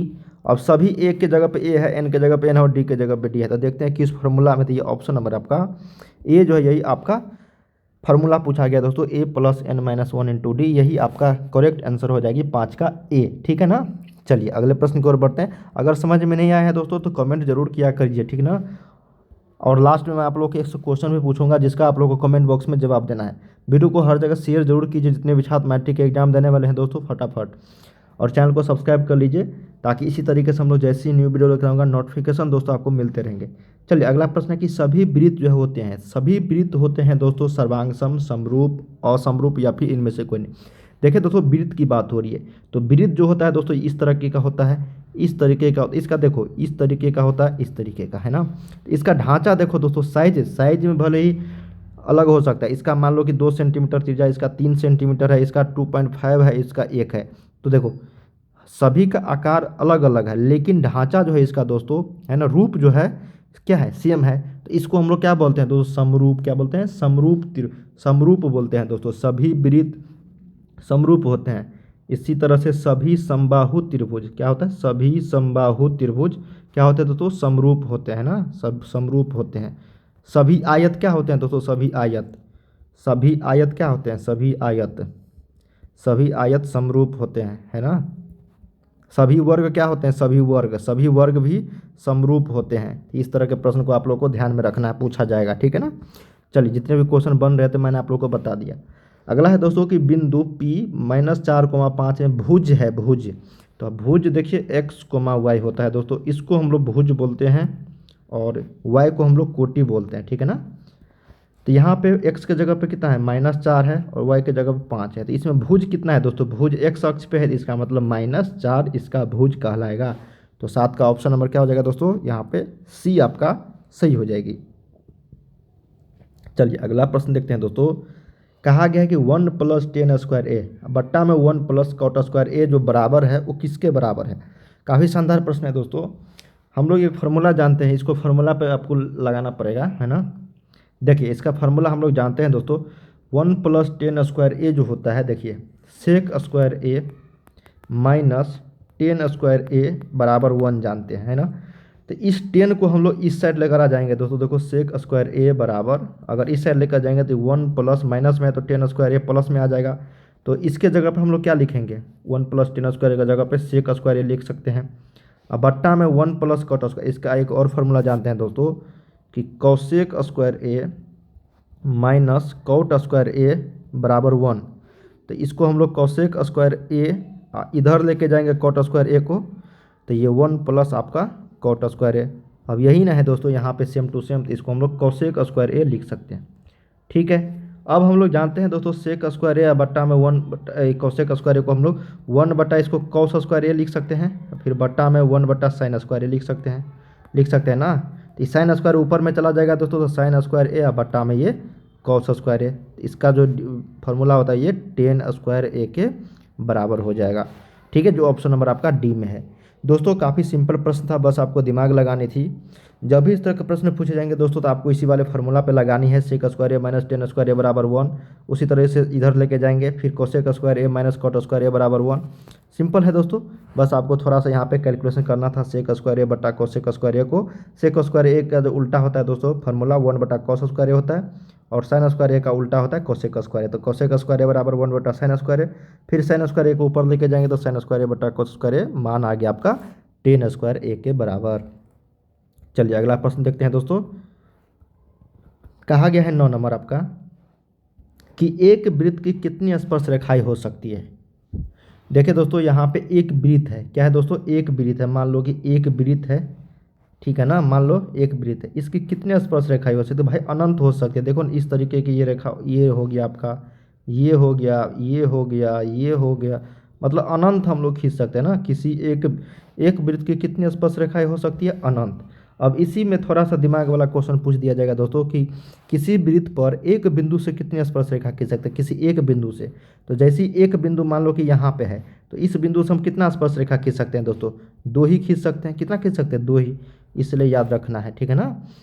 एक वृत्त की कितनी स्पर्श रेखा हो सकती है, अनंत। लेकिन एक बिंदु से कितनी स्पर्श रेखा खींच सकते हैं, तो केवल और केवल दो स्पर्श रेखा खींच सकते हैं, तो याद रखिएगा। चलिए अगला प्रश्न। नेक्स्ट क्वेश्चन हमारा है दोस्तों 10 नंबर के, वर्ग की भुजा एवं विकर्ण के बीच का जो अनुपात होता है वो कितना होता है। तो जानते हैं दोस्तों वर्ग की भुजा सभी जगह समान होती है, तो अगर ए मान ले भुजा है तो सभी जगह ए भुजा होगी, सभी का मान। और बोला गया है कि विकर्ण, तो वर्ग का जो विकर्ण होता है दोस्तों वो √2 गुने भुजा होता है ना। तो √2 अनुपात निकाल देंगे दोस्तों हम लोग, तो अनुपात बराबर कितना होगा आपका, भुजा बट्टा विकर्ण। तो भुजा कितना है आपका, ए है, और √2 गुने ए, तो ए से ए चला जाएगा तो बचेगा कितना दोस्तों, 1 बटा √2, या फिर 1 अनुपात √2। जो ऑप्शन नंबर आपका बी में यही करेक्ट हो जाएगी, ठीक है दोस्तों। कि वर्ग की भुजा एवं विकर्ण के बीच का अनुपात कितना होगा, तो 1 अनुपात √2 होगा। अब चलिए दोस्तों कुछ इंपॉर्टेंट यहाँ पे हम लोग फिल इन दी ब्लैंक्स करते हैं, जो आप सभी को यहाँ पे पूछा जाएगा ऑप्शन वाले में, ठीक है ना। कहा गया कि 7/20 एक डैश दशमलव प्रसार है। तो 7/20 जो है दोस्तों एक आपको शांत दशमलव प्रसार है ना, शांत दशमलव। अब हम लोग समझते हैं कि शांत और अशांत होता क्या है, आप जिंदगी में कभी नहीं भूलोगे। देखो दोस्तों जब भी आपको कोई संख्या p/q के रूप में दिया हो और इसका q का जो गुणनखंड होगा वो 2 और 5 के रूप का होगा, है ना। तो q का गुणनखंड अगर 2 और 5 का रूप के आ रहा है तो ये आपको शांत होगा, ठीक है, शांत होगा। सिर्फ और 2 और 5 का, और 2 और 5 के अलावा कुछ भी आ जाए यहाँ पे, 2 और 5 के अलावा, है ना, कुछ भी आ जाए तो वो क्या होगा दोस्तों, आपका अशांत होगा, ठीक है ना। लेकिन एक शर्त है, P एवं Q में कोई उभयनिष्ठ गुणनखंड नहीं होनी चाहिए। उभयनिष्ठ का मतलब दोस्तों दोनों में कोई कॉमन नहीं होनी चाहिए, समझ में आई ना। चलिए दोस्तों सिंपल है, 7/20 एक क्या है, शांत दशमलव। अब 20 का यहाँ पे निकालो, 20 यहाँ पे p/q है, तो p/q, q के जगह पे q बराबर 20, तो 20 का यहाँ पे हम लोग क्या 4 गुने 5, तो 4 को 2 गुने 2 लिख सकते हैं ना। तो देखो 2 के पावर 2 गुने 5, सिर्फ और 2 और 5 आया, तो इसका मतलब ये शांत हो गया। सिंपल है दोस्तों, जब भी मैं पढ़ाऊँगा आगे शांत और अशांत में तो आपका आसानी से समझ में आ जाएगी। 12 नंबर है कि एक घात वाले बहुपद कहलाते हैं। तो एक घात वाले को हम लोग क्या बोलते हैं दोस्तों, रैखिक बहुपद बोलते हैं। कौन सा, तो रैखिक बहुपद, ठीक है ना। चलिए अगला प्रश्न है कि sine square 40 plus cos square 40 इसका मान 1 होता है, क्यों, क्योंकि हम लोग जानते हैं sine square theta plus cos square theta जो होता है वो 1 के बराबर होती है ना। तो ये इसलिए यहाँ पे 1 आ जाएगा। अगला प्रश्न है कि सभी सर्वांगसम आकृति क्या होती है दोस्तों, समरूप होती है। याद रखिएगा त्रिभुज में पढ़ना है दोस्तों, सभी सर्वांगसम आकृति, जितने भी सर्वांगसम आकृति है वो सारे क्या होता है, समरूप होते हैं। सर्वांगसम का मतलब वो दोस्तों सेम टू सेम सब चीज़ है ना, सभी सेम टू सेम सब चीज़, इसलिए सभी सर्वांगसम आकृति समरूप जरूर होती है। लेकिन सभी समरूप त्रिभुज, सभी समरूप जो आकृति वो सर्वांगसम नहीं हो सकती है ना, इसलिए ध्यान रखना है। सभी सर्वांगसम आकृति समरूप हो सकते हैं लेकिन सभी समरूप आकृति सर्वांगसम नहीं होगी, ठीक है ना, उल्टा याद रखना। अगला प्रश्न कहा गया दोस्तों बहुलक 3 गुने क्या होता है, माध्यिका। क्या होता है दोस्तों, माध्यिका।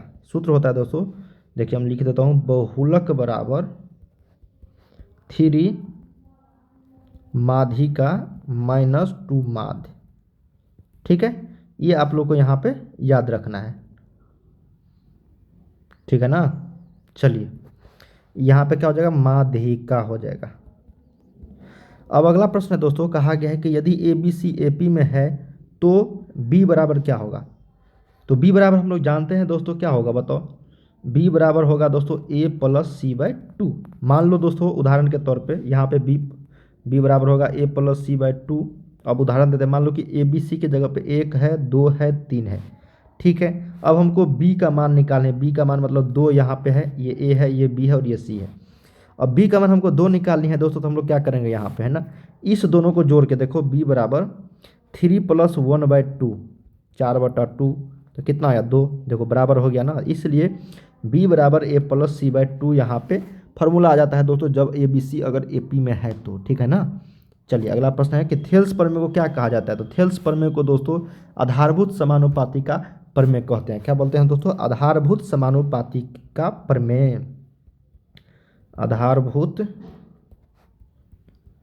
समानुपाती का प्रमेय। ठीक है। चलिए, किसी वृत्त में स्पर्श रेखा त्रिज्या पर क्या होती है दोस्तों, लंब होती है। याद रखिएगा, लंब होती है।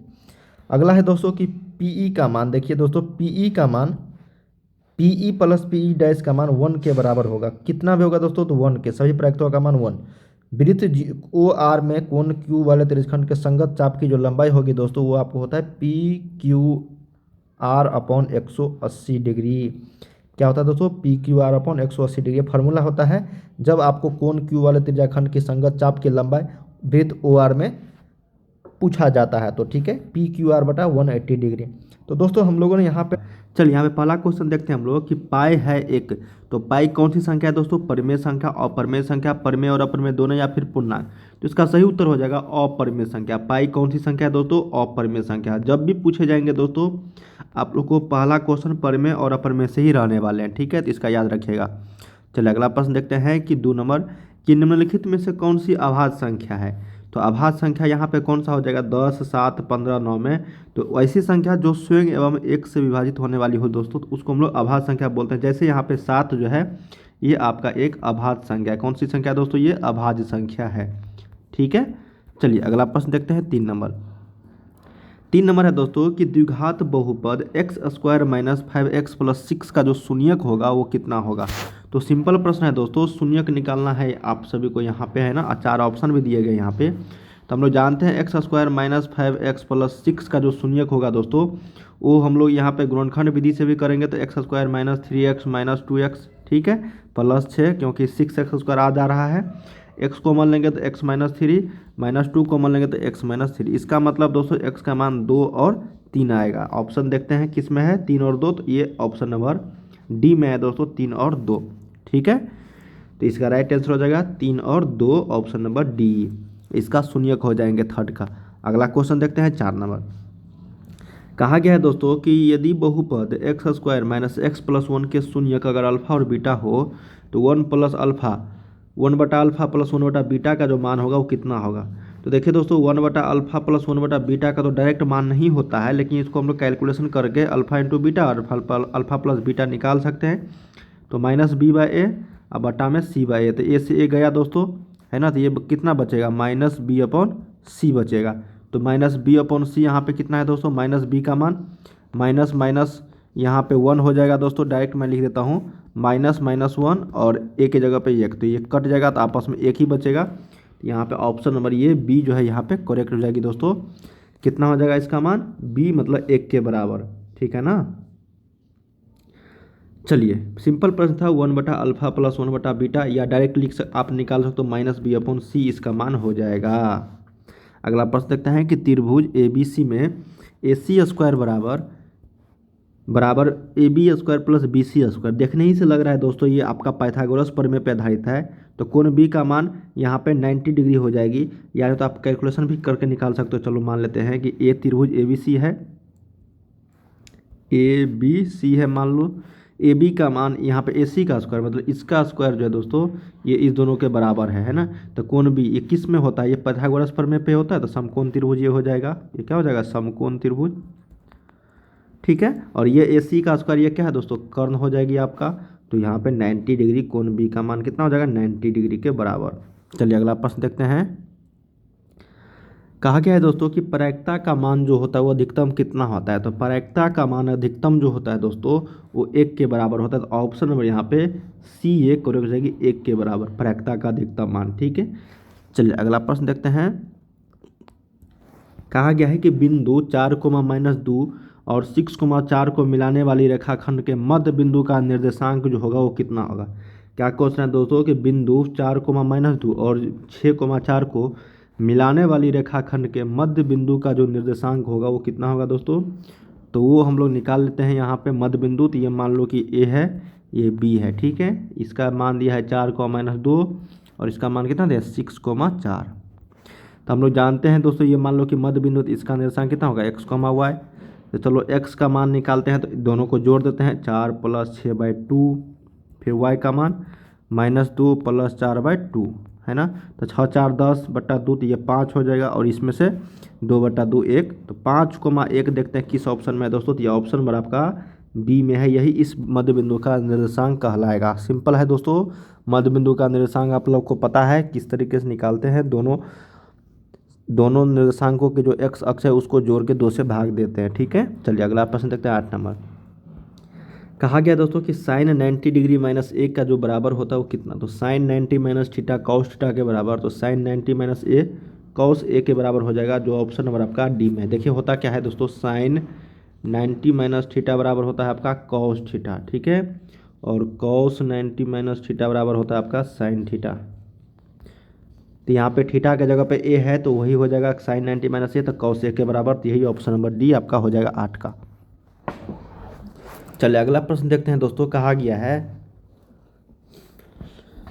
कि वृत्त के परिधि एवं व्यास का जो अनुपात होता है वो कितना होता है। काफ़ी सिंपल प्रश्न है दोस्तों, इसको आपको बनाना पड़ेगा। देखिए कहा गया है कि वृत्त के परिधि एवं व्यास का जो अनुपात होता है, देखो वृत्त का परिधि क्या होता है, परिधि बट्टा व्यास लिख देंगे दोस्तों हम लोग।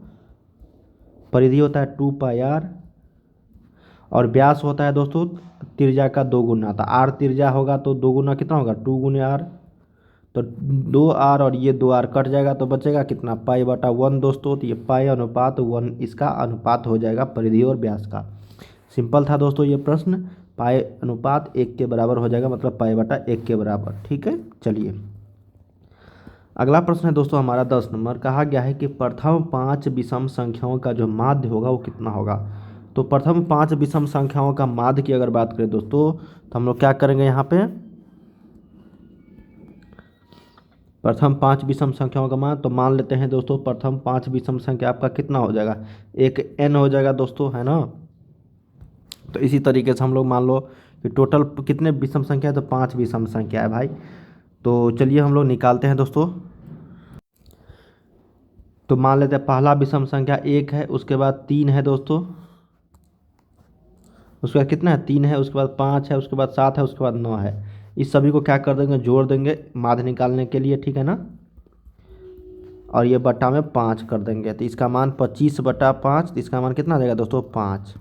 बहुत सारे छात्र यहाँ पे कन्फ्यूजन ये हो जाते हैं दोस्तों, क्या एक विषम संख्या है। तो बिल्कुल है दोस्तों, सबसे छोटी विषम संख्या 1 होता है, क्योंकि इसमें हम लोग 2 से भाग नहीं दे सकते हैं ना, 2 से पूरी नहीं करता है, उसी को हम लोग विषम संख्या बोलते हैं। बहुत सारे छात्र ये कन्फ्यूजन में कि 3 सबसे छोटा विषम संख्या, नहीं दोस्तों गलत हो जाएगी, 1 जो है ये सबसे छोटी विषम संख्या होती है। तो प्रथम 5 विषम संख्या यही हो जाएगा 1, 3, 5, 7, 9, उसी का मान निकालेंगे तो इसका आंसर 5 आएगा। चलिए दोस्तों अब हम लोग यहाँ पे थोड़ा सा फिल इन द ब्लैंक्स वाला क्वेश्चंस करते हैं, जो आप सभी के एग्जाम्स के लिए बहुत इंपॉर्टेंट है। चलिए कहा गया कि संगत समीकरण युग्म का डैश हल होता है। तो संगत समीकरण युग्म का केवल और केवल एक हल होता है दोस्तों, मतलब एक अद्वितीय हल होता है, अद्वितीय है ना, केवल और केवल एक हल होता है।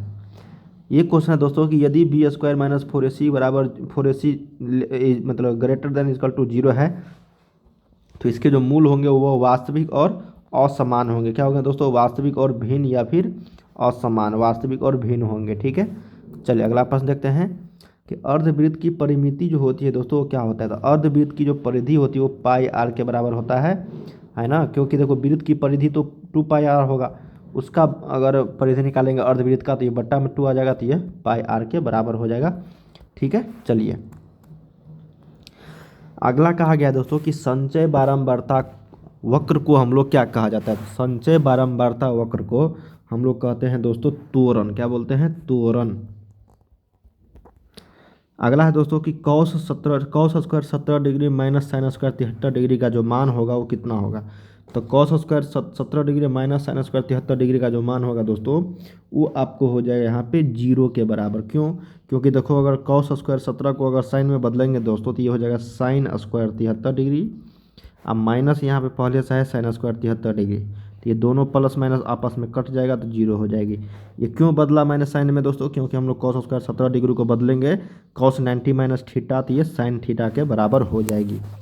चलिए अगला प्रश्न देखते हैं। 16 नंबर कहा गया है कि क्यू में वृद्धि होने के साथ साइन क्यू के मान में क्या क्या होता है? देखिए मान लो कि क्यू की जगह पे थीटा है, थीटा में अगर वृद्धि करते हैं दोस्तों, मान लो कि 5 डिग्री से 10 डिग्री 50 डिग्री इस तरह से बढ़ाते हैं तो साइन थीटा का जो मान होगा वो क्या होगा? तो साइन 0 0 होता है दोस्तों और साइन 90 के मान 1 होता है। मतलब जैसी जैसी हम लोग वृद्धि करते हैं दोस्तों, है ना, तो साइन थीटा के मान में भी क्या होता है? वृद्धि होती है। ठीक है ना, वृद्धि होती है मतलब बढ़ता है। अगला है कि रैखिक समीकरण x बराबर 5 का आलेख y अक्ष के क्या है दोस्तों? y अक्ष के डैश होता है। तो x बराबर 5 का आलेख जो है y अक्ष के समानांतर होता है दोस्तों, समानांतर।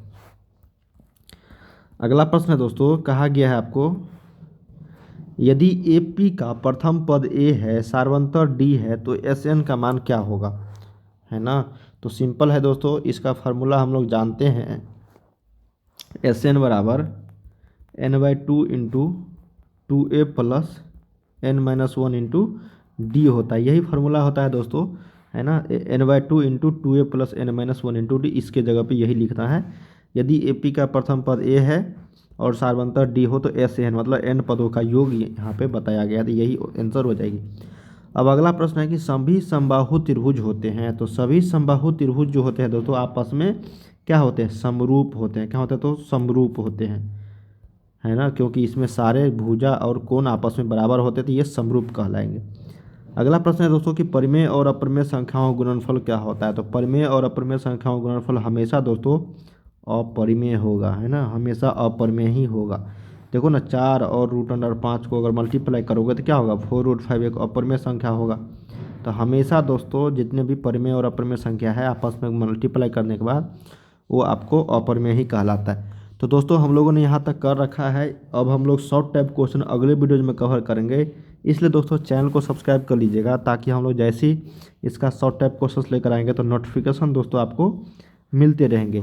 तो चलिए दोस्तों हम लोग मिलते हैं नेक्स्ट वीडियोज में, तब तक के लिए जय हिंद जय भारत, और चैनल को सब्सक्राइब जरूर कर लीजिएगा। ठीक है। साइन 45 का मान हम लोग को पहले पता है कि 1/√2 होता है। इसी में साइन स्क्वायर लगा दिया गया है, तो इसी को क्या करेंगे हम लोग 2 बार लिख देंगे या फिर 1/√2 का होल स्क्वायर कर देंगे। ठीक है ना, स्क्वायर कर देंगे तो 1/√2 को 2 बार करेंगे तो 1/2, तो यही आंसर आ जाएगा ऑप्शन नंबर बी में जो ये है राइट 1/2।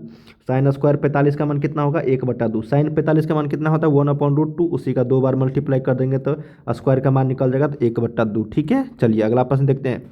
एक एक प्रश्न को समझते चलिए दोस्तों, है ना, हर चीज़ मैं आप लोग को समझाऊंगा यहाँ पे।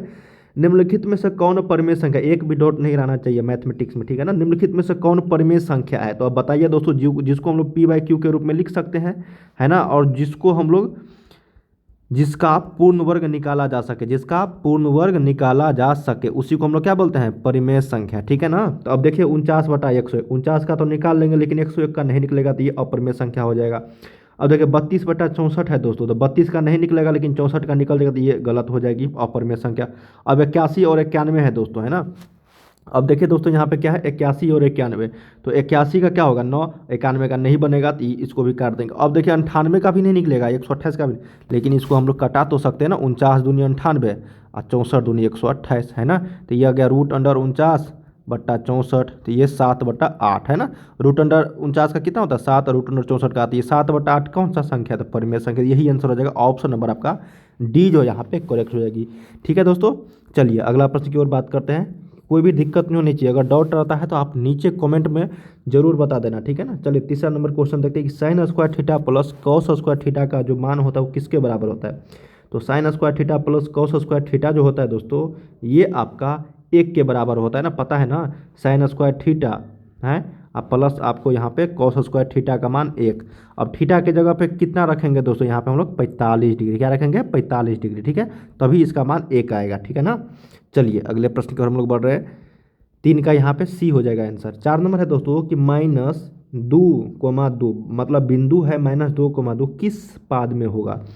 तो देखिए दोस्तों, हम लोग जानते हैं, मैं थोड़ा सा हिंट देता हूँ यहाँ पे, इसमें प्लस प्लस होता है। ये प्रथम पाद है दोस्तों, ये आपका सेकेंड है, ये आपका थर्ड है और ये आपका फोर्थ है। इसमें प्लस प्लस, इसमें माइनस प्लस, इसमें माइनस माइनस, इसमें आपको माइनस, ठीक है ना, इसमें प्लस माइनस, आया समझ में ना। तो हम लोग को देखें माइनस प्लस, तो ये किस पाद में है माइनस प्लस, तो ऑप्शन नंबर बी यानी द्वितीय पाद में, सेकेंड क्वाड्रेंट में है दोस्तों, सेकेंड पाद में। सिंपल है दोस्तों, अगर पॉजिटिव रहेंगे तो फर्स्ट पाद में, माइनस प्लस रहेगा तो सेकेंड पाद में, दोनों माइनस रहेगा तो थर्ड पाद में, और यह प्लस माइनस रहेगा तो फोर्थ में, है ना। इस तरह के प्रश्न आप लोगों को देखने को मिलेंगे, इसलिए याद रख लीजिएगा। चलिए अगले प्रश्न की ओर हम लोग बढ़ रहे हैं दोस्तों। कहा गया 5 नंबर कि बेलन का वक्र पृष्ठ क्षेत्रफल जो होगा वो क्या होगा। तो देखिए दोस्तों, बेलन का जो वक्र पृष्ठ क्षेत्रफल होता है ये आपको याद रखना पड़ेगा दोस्तों, 2πRh होता है। क्या होता है 2πRh, ऑप्शन नंबर यहाँ पे सी। और यही दोस्तों बेलन का जो संपूर्ण पृष्ठ क्षेत्रफल और आयतन है ना, बेलन का आयतन में पूछा जाएगा तो बेलन का आयतन होता है πr²h है, याद रखिएगा। अब बेलन का वक्र पृष्ठ क्षेत्रफल क्या होता है 2πRh, ऑप्शन नंबर यहाँ पे सी के साथ जाना है।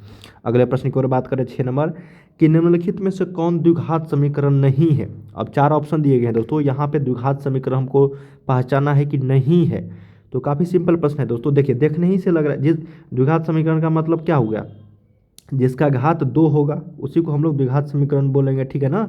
तो यहाँ पे कन्फ्यूजन मत होना, देखिए यहाँ पे एक्स क्यू है तो यहाँ पे एक्स क्यू, तो ये कट जाएगा दोस्तों, इसलिए ये द्विघात समीकरण होगा, है ना, द्विघात समीकरण होगा। अब देखते हैं ये x+1 का होल, ये भी आपका द्विघात समीकरण है। अब देखिए ये x² ये भी आपका द्विघात समीकरण हो जाएगा मल्टीप्लाई करोगे तो। लेकिन देखिए दोस्तों x² + 1/x², इसको अगर कैलकुलेशन x के पावर 4 हो जाता है, जो आपका ये द्विघात समीकरण नहीं होगा। तो इसलिए ऑप्शन नंबर यहाँ पे डी के साथ जाना है। निम्नलिखित में से कौन सा द्विघात समीकरण नहीं है, मतलब जिसका घात अगर 2 नहीं है दोस्तों, 1 या फिर 2 से बड़ा होता है, उसको हम लोग द्विघात समीकरण नहीं बोलते हैं। केवल और केवल 2 घात रहना चाहिए द्विघात समीकरण होने के लिए। इसमें 4 घात आ जाता है दोस्तों, ऑप्शन नंबर डी के साथ जाना है हम लोग को।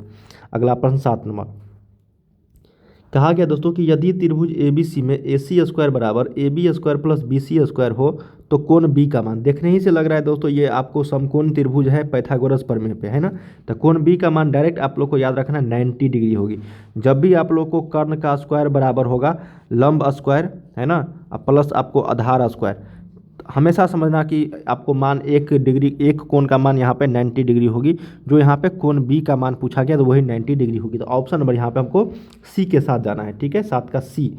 चलिए अगले प्रश्न की ओर बढ़ रहे हैं। 8 नंबर कहा गया दोस्तों कि 7, 3, 5, 8, 6, 10, 9, 11 की माध्यिका क्या होगी, माध्यिका। तो इसको हम लोग क्या पहले करेंगे दोस्तों, अरेंज कर लेंगे। अरेंज कर लेंगे तो उसका बिचला पद कौन सा होगा, माध्यिका। माध्यिका मतलब क्या हो, बीच वाला संख्या, है ना। माध्यिका मतलब क्या होता है दोस्तों, बीच वाला संख्या। इसको क्या करेंगे हम लोग, इसको सबसे पहले तो इसको अरेंज कर लेंगे, है ना। तो पहले यहाँ पे 3 हो गया, 5 हो गया, 6 हो गया, 7 हो गया, 8 हो गया, 9 हो गया, 10 हो गया, 12 हो गया, 11 तो नहीं है। अब देख लेते हैं दोस्तों टोटल कितने संख्या है। तो 1, 2, 3, 4, 5, 6, 7, 8, 8 गो संख्या है दोस्तों टोटल, है ना। तो अब हम लोग क्या करेंगे दोस्तों, 8 संख्या है टोटल, तो 8/2 करेंगे। तो इसमें तो 4, तो 4 से ज़्यादा 5 से कम लेंगे संख्या, तो 1, 2, 3, 4। तो इसका मतलब ये इस और इस दोनों के बीच की जो माध्यिका होगी, तो दोनों को जोड़ देंगे, 7 + 8/2, तो 8, 7, 15/2, तो इसका मतलब 7.5 आंसर। तो ऑप्शन नंबर हमको डी के साथ जाना है दोस्तों, है ना। 8 का क्या हो जाएगा डी। माध्यिका मतलब होता है बीच वाला संख्या, है ना। सबसे पहले तो अरेंज कर लेंगे इसको, जितने भी संख्या दी रहेगी दोस्तों उसको अरेंज करके बीच वाला संख्या निकाल लेंगे, है ना। अगर 7 रहता, है ना, तो जितना भी मान रहता, जैसे 7/2 तो 3.5 है ना, 3.5 मतलब 3 और 4 के बीच में जो संख्या रहता है वही आंसर आ जाती। लेकिन जब 2 संख्या आपको आपस में आ रही है तो उसको दोनों को जोड़ के 2 से भाग दे देंगे, आंसर आ जाएगी मेरा। चलिए अगले प्रश्न की ओर बढ़ रहे हैं हम लोग। 9 नंबर की, 2 पासों को एक साथ फेंका जाता है तो दोनों पर 6 आने की प्रायिकता क्या होगी। काफ़ी सिंपल प्रश्न है दोस्तों। 2 पासों को एक साथ फेंका गया, ठीक है, दोनों पर 6 आने की प्रायिकता, तो 6 और 6 तो एक ही बार ना आएगा, है ना। दोनों पर 6 आने की प्रायिकता एक बार, तो 1 बटा यहाँ पे 36 हो जाएगा। तो ऑप्शन नंबर यहाँ पे 9 का ए के साथ जाना है। ठीक है, दो पासों को एक साथ फेंका जाता है तो टोटल संभावना कितना 36 बार है ना। और दोनों पर 6 आने की प्रायिकता, दोनों पर एक ही बार 6 आएगा, चाहे एक पे या फिर एक पे, तो दोनों पर 6 आने की प्रायिकता 1 बटा यहाँ पे, तो 1 बटा यहाँ पे 36 हो जाएगी। ऑप्शन नंबर ए के साथ जाना है। अगला प्रश्न की ओर बढ़ रहे हैं दोस्तों हम लोग। कहा गया कि 4 के कितने गुणज 10 और 250 के बीच पड़ते हैं। ठीक है, 4 के कितने गुणज 10 और 250 के बीच पड़ते हैं। तो इसका मतलब ये हुआ दोस्तों, हमको 8 है ना ये, और 4 8 वाला नहीं लेना है, 10 से ऊपर और 250 के बीच में लेना है। तो 10 से ऊपर कितना होगा दोस्तों 4 का गुणज, तो 4 तिया 12, उसके बाद 4 चौके 16, 20, 24, फिर 250 से नीचा कौन सा होगा बताओ। 4 से 250 कटता है, नहीं कटता है दोस्तों, है ना। इसके नीचे वाला लेंगे हम लोग कौन सा 248, 248 आपका कट जाता है दोस्तों 248। अब 12 और 248 के बीच में कितनी ऐसी संख्या जो 4 के गुणज होंगे, तो हम लोग निकाल लेंगे ना एपी पे निकाल लेंगे। ए का मान 12, डी का मान टोटल यहाँ पे 4 हो जाएगा डिफरेंस, और टी एन का वैल्यू आपको 248 है, तो एन का वैल्यू नहीं निकालोगे, आसानी से निकाल लेंगे दोस्तों। तो चलिए निकालते हैं। ठीक है, देखिए दोस्तों टी एन बराबर 248 बराबर ए प्लस, तो 12 plus N minus 1 into D, तो एन माइनस 1 इंटू 4 है ना। तो इधर लेके जाएंगे 12 को, तो ये कितना होगा आपको 236 बट्टा 4 एन माइनस 1। ठीक है, ये कितना होगा आपको 4 पंचे 20, 4 नंबे 36। ठीक है, तो एन का मान 60 होगा दोस्तों। ऑप्शन नंबर हमको ए के साथ जाना है, 10 का क्या होगा ए के साथ जाना है। काफ़ी सिंपल प्रश्न था दोस्तों, 4 के कितने गुणज है जो 10 और 250 के बीच पड़ते हैं, तो ऑप्शन नंबर ए के साथ जाना है। चल अगले प्रश्न की ओर बढ़ रहे हैं दोस्तों। 11 नंबर कहा गया है आपका कि -10, -6, -2, -2, डैश डैश डैश करके 34 में पदों की संख्या कितनी है। तो पदों की संख्या हम लोग को निकालनी है दोस्तों, है ना। तो काफ़ी सिंपल प्रश्न है ये भी, आपको अर्थमेटिक प्रोग्रेशन समांतर श्रेणी का क्वेश्चन एपी का। तो ए का वैल्यू -10 है, तो डी का वैल्यू कितना हो जाएगा -6 में से -10 घटाएंगे तो यहाँ पे पॉजिटिव में 4 आ जाएगा दोस्तों। ठीक है, और लास्ट पद कितना है टी एन का मान 34, तो ए का मान नहीं निकालो, सॉरी एन का मान नहीं निकालोगे यहाँ से, वही वाले फार्मूला से, पिछला वाला फार्मूला तो निकाल लेंगे दोस्तों। ठीक है, तो निकालने के बाद इसका जो मान आएगा वो 12 आएगा। टोटल कितना संख्या है तो 12, एन का वैल्यू कितना आएगा 12, खुद से निकालो। ठीक है ना, टी एन का वैल्यू मैं आप लोग को बताता हूँ, टी एन बराबर होता है a plus N minus 1 into d. इसी वाले फार्मूला से एन का वैल्यू निकालना, सभी मान दे दिया गया यहाँ पे, ए का भी मान दिया है, टी एन का भी मान दिया है, डी का भी वैल्यू दिया है, सिर्फ और एन का वैल्यू निकालना। ठीक है ना, काफ़ी सिंपल प्रश्न था। चलिए, नहीं बनता है तो नीचे कमेंट करो, लास्ट में मैं आप लोगों से क्वेश्चन पूछूंगा, उसका जवाब आपको कमेंट बॉक्स में देना है। कहा गया कि दोस्तों यदि दो संख्याओं का मौसम 25 है, लौसम 50 है, तो संख्याओं का गुणनफल कितना होगा। काफ़ी सिंपल प्रश्न है दोस्तों, दोनों का क्या करेंगे हम लोग मल्टीप्लाई कर देंगे, तो 25 और 50 कितना होगा 25 पंचे 125, तो 1250। दोनों संख्याओं का गुणनफल पूछा जा रहा था, तो हम क्या करते दोनों संख्या को मल्टीप्लाई कर देते, वही आंसर आ जाएगा। अब नेक्स्ट प्रश्न है दोस्तों कि वर्ग अंतराल के मध्य बिंदु को क्या बोलते हैं, तो उसको हम लोग वर्ग चिन्ह बोलते हैं। क्या बोलते हैं वर्ग चिन्ह, याद रखिएगा, वर्ग अंतराल के मध्य बिंदु को वर्ग चिन्ह बोलते हैं। अगला प्रश्न कहा गया दोस्तों त्रिभुज का क्षेत्रफल क्या होता है, तो त्रिभुज का क्षेत्रफल 1/2 गुने आधार गुने ऊंचाई, क्या होता है 1/2 गुने आधार गुने ऊंचाई, यही होता है दोस्तों त्रिभुज का क्षेत्रफल। ठीक है, वो हीरोन फार्मूला वाला नहीं, हीरोन फार्मूला में √(s × s - ये अलग, वो 9th में हमको पढ़ना था। त्रिभुज का क्षेत्रफल 1/2 गुने आधार गुने ऊंचाई होता है। कहा गया यदि tan 35 cot 35 बराबर sin a, तो a का मान देखिए tan theta into cot theta का मान 1 होता है, थीटा का मान सेम होना चाहिए। ठीक है, तो यहाँ पे देखिए tan 35 है दोस्तों और इंटू कॉट 35 है, तो दोनों मान एक ही है ना थीटा के जगह पे, तो इसका भी वैल्यू 1, तो 1 बराबर साइन a, तो साइन में एक जो वैल्यू होता है वो किसका होता है sin 90, तो sin 90 बराबर sin a, तो साइन से साइन गया तो a का मान कितना 90, तो a का मान कितना होगा यहाँ पे 90 डिग्री, यहाँ पे राइट हो जाएगी 90 डिग्री। ठीक है, चलिए 16 नंबर है दोस्तों कि 4 + √3 कौन सी संख्या है, तो देखने ही से लग रहा है दोस्तों एक अपरिमेय संख्या है जिसका पूर्ण वर्ग नहीं निकाल सकते हैं, और साथ में हम लोग इसको p/q के रूप में भी नहीं लिख सकते हैं। अपरिमेय संख्या वह समीकरण युग्म जिसका कोई हल नहीं हो, कोई हल नहीं होगा दोस्तों, तो उसको हम लोग विरोधी समीकरण बोलते हैं, विरोधी। ठीक है ना, और इस रेखा क्या होगा समांतर। वह द्विघात समीकरण इतना है के शून्यक, तो alpha plus beta minus b by A.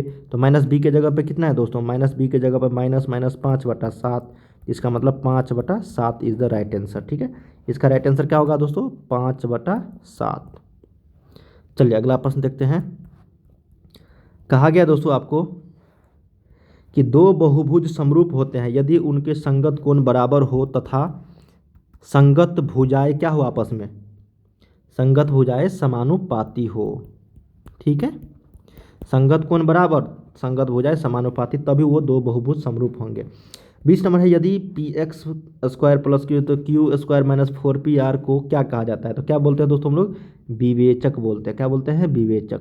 B square minus 4AC को, बी के जगह पे यहाँ पे क्यू है तो क्यू स्क्वायर माइनस 4A के जगह पे पी है और सी के जगह पे आर है, तो क्यू स्क्वायर माइनस 4PR को क्या बोलेंगे, 15 का दशमलव प्रसार क्या होगा। तो हम लोग जानते हैं दोस्तों कि P बाई क्यू के रूप में अगर कोई संख्या रहती है और Q का मान है ना, नीचे वाला का मान अगर 2 और 5 के रूप का आता है, ठीक है, तो वो आपको शांत होता है। 2 और 5 के रूप का नहीं आता है दोस्तों, नहीं आता है तो वो आपका अशांत कहलाता है। ठीक है, अशांत कहलाता है। ठीक है, लेकिन ये शर्त है दोस्तों, P एवं Q में कोई भी उभयनिष्ठ गुणनखंड नहीं होनी चाहिए, मतलब कोई भी कॉमन दोस्तों नहीं होनी चाहिए, कॉमन है ना, कॉमन नहीं होनी चाहिए। अब जैसे देखो यहाँ पे 6/15 है दोस्तों, 6/15 में कुछ कॉमन है ना, 6/15 में क्या है, 3 कॉमन है दोस्तों, 3 दूनी 6, 3 पंचे 15, अब आया 2/5। अब हम लोग को 2/5 बताओ कौन सी संख्या थी, ये शांत हो जाएगा। क्या हो जाएगा दोस्तों, शांत। अब वैसे निकालोगे 6/15 का, तो देखो ना ये 6 का इसका निकालोगे तो 3 गुने 5 आ रहा है ना, तो 3 आ रहा है 2 और 5 के अलावा, तो ये अशांत हो जाएगा। लेकिन नहीं, इस दोनों में कोई भी उभयनिष्ठ गुणनखंड नहीं होनी चाहिए। छोटा संख्या है दोस्तों, आप इसको दशमलव भाग दे के भी निकाल सकते हो, लेकिन मैं आपको ये वाला जो मेथड है यही आपको रिक्वेस्ट करूँगा कि आप इसी से बनाना। ठीक है, भाग दे के मत बनाना। चलिए अगला प्रश्न है, पहला का ऑप्शन नंबर ए हो जाएगा। मैंने काफ़ी सारे क्वेश्चन बता रखे हैं दोस्तों आप लोगों को शांत और अशांत वाले पे, नहीं तो आप लोगों को दिक्कत आती है शांत अशांत में पकड़ने में, तो आप मुझे कमेंट करना, मैं एक अलग वीडियो बना दूंगा कि शांत और अशांत कैसे पहचाने। ठीक है, 2 नंबर क्वेश्चन है दोस्तों कि यदि अल्फा बीटा द्विघात बहुपद x² + 7x + 10 के शून्यक हो तो अल्फा प्लस बीटा का होल स्क्वायर का मान जो होगा वो क्या होगा। देखिए ये इक्वेशन दिया गया है x² + 7x + 10। ठीक है, अब कहा गया है दोस्तों हमको कि अल्फा प्लस बीटा का होल स्क्वायर निकालनी है। तो हम लोग जानते हैं दोस्तों यहाँ से अल्फा प्लस बीटा का जो मान होता है वो -b/a के बराबर होता है। तो इसमें मैं मान दे देंगे हम लोग -b/a का, ये होल स्क्वायर हो गया। अब यहाँ पे -b का मान कितना है, -7 और a के मान 1, तो इसका स्क्वायर कर देंगे। तो -7/1 को -7 ही रखेंगे, तो -7 का स्क्वायर कितना हो जाएगा, 49 हो जाएगा। जो ऑप्शन नंबर आपका कहाँ पे है दोस्तों, ऑप्शन नंबर आपको सी में है ना, सी में। तो यही 49 जो है आपका राइट हो जाएगी इस पोलिनोमियल का द्विघात बहुपद का अल्फा प्लस बीटा का होल स्क्वायर का मान। ओके, समझ में आ गया होगा। चलिए अगले प्रश्न की ओर हम लोग बढ़ रहे हैं। 3rd नंबर कहा क्या है दोस्तों कि द्विघात बहुपद x² + 3x + 2 का जो शून्यक होंगे वो क्या होगा। क्या क्वेश्चन है, द्विघात बहुपद x² + 3x + 2 का जो एक शून्यक होगा, सिंपल है, हम लोग क्या करेंगे, इसको गुणनखंड विधि से निकाल लेंगे है ना। तो ये हो जाएगा 2x²। 2x² को 2 भाग में क्या लिखेंगे दोस्तों, ताकि ये 3x है तो 2x + x लिख सकते हैं और इसको मल्टीप्लाई करने के बाद ये भी आएगा, तो x² + 2x + x + 2 लिखेंगे। ठीक है, तो यहाँ से x कॉमन लेंगे तो x + 2 आएगा ये, फिर यहाँ पे +1 कॉमन लेंगे तो ये x + 2 आएगा। इसका मतलब दोस्तों x + 1 इंटू ये आएगा x + 2 बराबर 0, क्योंकि यहाँ पे शून्यक है दोस्तों तो बराबर 0 कर देंगे। तो x का मान एक -1 आया, फिर x का मान एक -2 है। -1 और -2 किस में है, तो ऑप्शन नंबर यहाँ पे ए में, यही करेक्ट हो जाएगी, माइनस और -2। ठीक है, चलिए अगले प्रश्न की ओर हम लोग बढ़ रहे हैं दोस्तों। काफ़ी सिंपल प्रश्न है ये, एक एक प्रश्न इंपॉर्टेंट है दोस्तों, ठीक है ना। और नहीं समझ में आती है तो कमेंट जरूर करना सारे, ऐसे नहीं समझना कि नहीं आ रहा है तो कोई दिक्कत नहीं, ठीक है ना, कमेंट जरूर करना, ताकि मैं आप लोग को अगले वीडियोज में और भी अच्छे से बता दूंगा किसी भी प्रश्न में अगर दिक्कत आती है तो। 4th नंबर क्वेश्चन है दोस्तों, कहा गया है कि महत्तम समावर्तक AB, ठीक है, और गुण्य लघुत्तम समावर्तक AB जो बराबर होगा वो किसके। तो हम लोग जानते हैं दोस्तों कि देखो महत्तम समावर्तक तो किसी एक संख्या का होगा नहीं, कोई भी होगा तो 2 संख्या, जैसे a, b का यहाँ पे LCM और HCF दिया है ना। तो हम लोग जानते हैं दोस्तों HCF गुण्य LCM बराबर होता है दोस्तों पहली संख्या है ना गुने आपका दूसरी संख्या। तो पहली कहाँ ए है, दूसरी बी है, तो एचसीएफ गुने एलसीएम बराबर ए गुने बी के बराबर है ना। मतलब दोस्तों अगर कोई संख्या दिया है उसका महत्तम समावर्तक और लघुत्तम समावर्तक का गुणनफल है तो वो बराबर होगा उस दोनों संख्या के गुणनफल के बराबर। क्या होगा दोस्तों, उस दोनों संख्या के गुणनफल के बराबर। तो इसलिए ऑप्शन नंबर यहाँ पे डी जो है करेक्ट हो जाएगी। अगला प्रश्न देखते हैं। कहा गया है दोस्तों कि यदि 3 cot a बराबर 4 है तो साइन a का मान क्या होगा। क्या क्वेश्चन है दोस्तों कि यदि 3 cot a बराबर 4 है तो साइन a का मान काफ़ी सिंपल है। तो यहाँ से cot a का मान हम लोग निकालेंगे 4/3 आएगा और साइन a का मान निकाल लो। इसको cot a का मान क्या हो b/p, तो h निकाल लो भाई, तो h का मान यहाँ पे 5 आ जाएगा, तो साइन a का मान p/h, तो p 3/5। देखो ऑप्शन नंबर बी यहाँ पे सही हो जाएगी। सिंपल है, cot a का मान दिया है आधार बटा लंब है ना, लंब बटा आधार होता है 10 का, तो उसका उल्टा हो जाएगा cot आधार बटा लंब। आधार लंब पता है तो कर्ण निकाल लेंगे, तो कर्ण हमको 5 आ गया। अब साइन a का मान लंब बटा कर्ण, तो लंब हमको 3 था, कर्ण 5 निकाला, 3/5, यही आंसर हो जाएगा ऑप्शन नंबर बी। चलिए दोस्तों अगले प्रश्न की ओर हम लोग बढ़ रहे हैं 6 नंबर। कहा गया दोस्तों कि दो समरूप त्रिभुजों की भुजाएं 2:3 के अनुपात में है, ठीक है, 2 और 3 के अनुपात में है, इनके क्षेत्रफलों का अनुपात क्या होगा। देखिए दोस्तों मैंने आप लोगों को बताया था दो समरूप त्रिभुजों की अगर भुजाएं 2/3 के अनुपात में है दोस्तों, तो क्षेत्रफल का जो अनुपात हो जाएगा, क्षेत्रफल का जो अनुपात हो जाएगा वो भुजा का स्क्वायर हो जाएगा। किसके, भुजा का स्क्वायर के बराबर, अनुपात के बराबर। तो दो का स्क्वायर 4 और 3 का स्क्वायर 9, तो 4/9 यहाँ पे आंसर हो जाएगी, जो ऑप्शन नंबर ए है। ये क्षेत्रफल का अनुपात हो गया है ना। अगर क्षेत्रफल का अनुपात दिया जाए दोस्तों और भुजा का अनुपात पूछा जाए तो रूट अंडर में मान दे के, जैसे यहाँ पे 4/9 के अनुपात में रहता दोस्तों क्षेत्रफल का अनुपात, और भुजा का अनुपात 2/3 हो जाता। मतलब कहने का कि जब दो समरूप त्रिभुजों की भुजाएं आपको अनुपात में दिया है और उनका क्षेत्रफलों का अनुपात पूछा जाए तो सिर्फ और सिर्फ आपको क्या करना है, उसका स्क्वायर कर देना है, ठीक है। क्षेत्रफल के मामला में अगर क्षेत्रफल दिया है और भुजा दिया है तो सिर्फ और सिर्फ उसका रूट अंडर निकाल देना है। मैं आप लोगों को और भी क्वेश्चन बताऊंगा इस पर जब भी आएगा, तो काफ़ी सिंपल है दोस्तों इस तरह के प्रश्न। अगला कहा गया है कि बिंदु 3, I है ना, और B दिया है दोस्तों आपको 6, 4 के बीच की दूरी क्या होगी।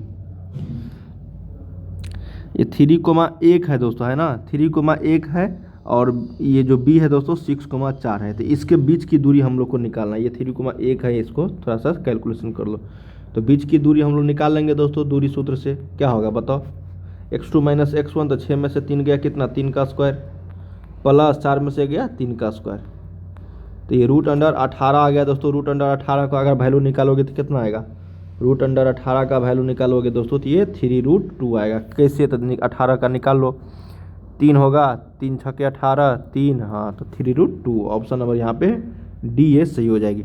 जोड़ा वाला को बाहर कर लेंगे, जिसका जोड़ा नहीं लगा उसको रूट में डाल देंगे, तो 3√2 आंसर आ जाएगी, जो ऑप्शन नंबर डी में है यहाँ पे करेक्ट। 3,1 एवं B 6,4 के बीच की दूरी यहाँ पे पूछा है, दूरी सूत्र से हम लोग निकाल लेंगे, काफ़ी सिंपल था। चलिए दोस्तों अगले प्रश्न की ओर हम लोग बढ़ रहे हैं। कहा गया दोस्तों कि 4, 5, 2, 0, 3, 2, 3 का बहुलक क्या है, बहुलक। तो मोड पूछा गया दोस्तों, हम लोग देखते हैं इसमें सबसे ज़्यादा बार कौन सा आया है। तो सबसे ज़्यादा बार यहाँ पे आया है आपको 2 और 3 दोनों आया है दोस्तों। क्या आया है, 2 और 3 दोनों आया है आपको 2 बार, ठीक है ना।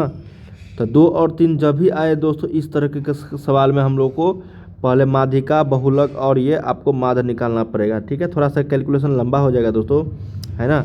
बहुलक बराबर आप लोग को पता है ना, 3 माध्यिका -2 माध्य, बस इसी वाले फार्मूला पे आपको बैठानी है ना। इसको फार्मूला पर अगर निकालोगे दोस्तों तो इसका आंसर आपको ए आ जाएगा, मतलब 2 आंसर आ जाएगी। इसको जरूर कैलकुलेशन करो, मैंने आप लोगों को फार्मूला बता दिया दोस्तों, 3 माध्यिका -2 माध्य। सबसे पहले इसको माध्यिका निकालेंगे, उसके बाद 3 जितना माध्यिका निकलेगा उसमें से 3 से मल्टीप्लाई करने के बाद फिर माध्य निकालेंगे और 2 से मल्टीप्लाई कर देंगे और घटा देंगे, ठीक है। इस तरह के प्रश्न को हालांकि अगर आप लोग को जो सबसे ज़्यादा बार आ रहा है वही आंसर आ जाएगी, लेकिन किसी किसी केस में वो 2 बार आ जा रहा है। जैसे यहाँ पे 2 बार है, 3 भी 2 बार है, ठीक है ना। तो इसको इसलिए ये फार्मूला निकाला गया दोस्तों, बहुलक का 3 माध्यिका माइनस 2 माध्य, ठीक है। चलिए निकाल लेना दोस्तों, ऑप्शन नंबर यहाँ पे 8 का ए 2 हो जाएगा सही। 9 नंबर है दोस्तों कि दो वृत्तों की परिधि 2:3 के अनुपात में, तो उनकी त्रिज्याओं का अनुपात क्या होगा। सिंपल है दोस्तों, है ना, 2πr1/2πr2 दिया गया है आपको कितना 2/3, तो 2π से 2π गया था, r1/r2 कितना 2:3 के अनुपात में ही रहेगा। तो ऑप्शन नंबर देखते हैं जी, बिल्कुल सी। मतलब अगर सर्किल का, है ना, ratio of circumference of two circles is 2:3, then ratio of their radius. मतलब दोस्तों अगर परिधियों का अनुपात आपको पता है तो वही त्रिज्याओं का अनुपात हो जाएगा, सेम टू सेम, ठीक है। चलिए, क्योंकि वहाँ से 2π से 2π कट जाएगा, 2π दोनों में कॉमन आ जाएगी। अगला प्रश्न देखते हैं दोस्तों, कहा गया है कि बहुलक प्राप्त करने के लिए वर्ग अंतराल कैसा होना चाहिए।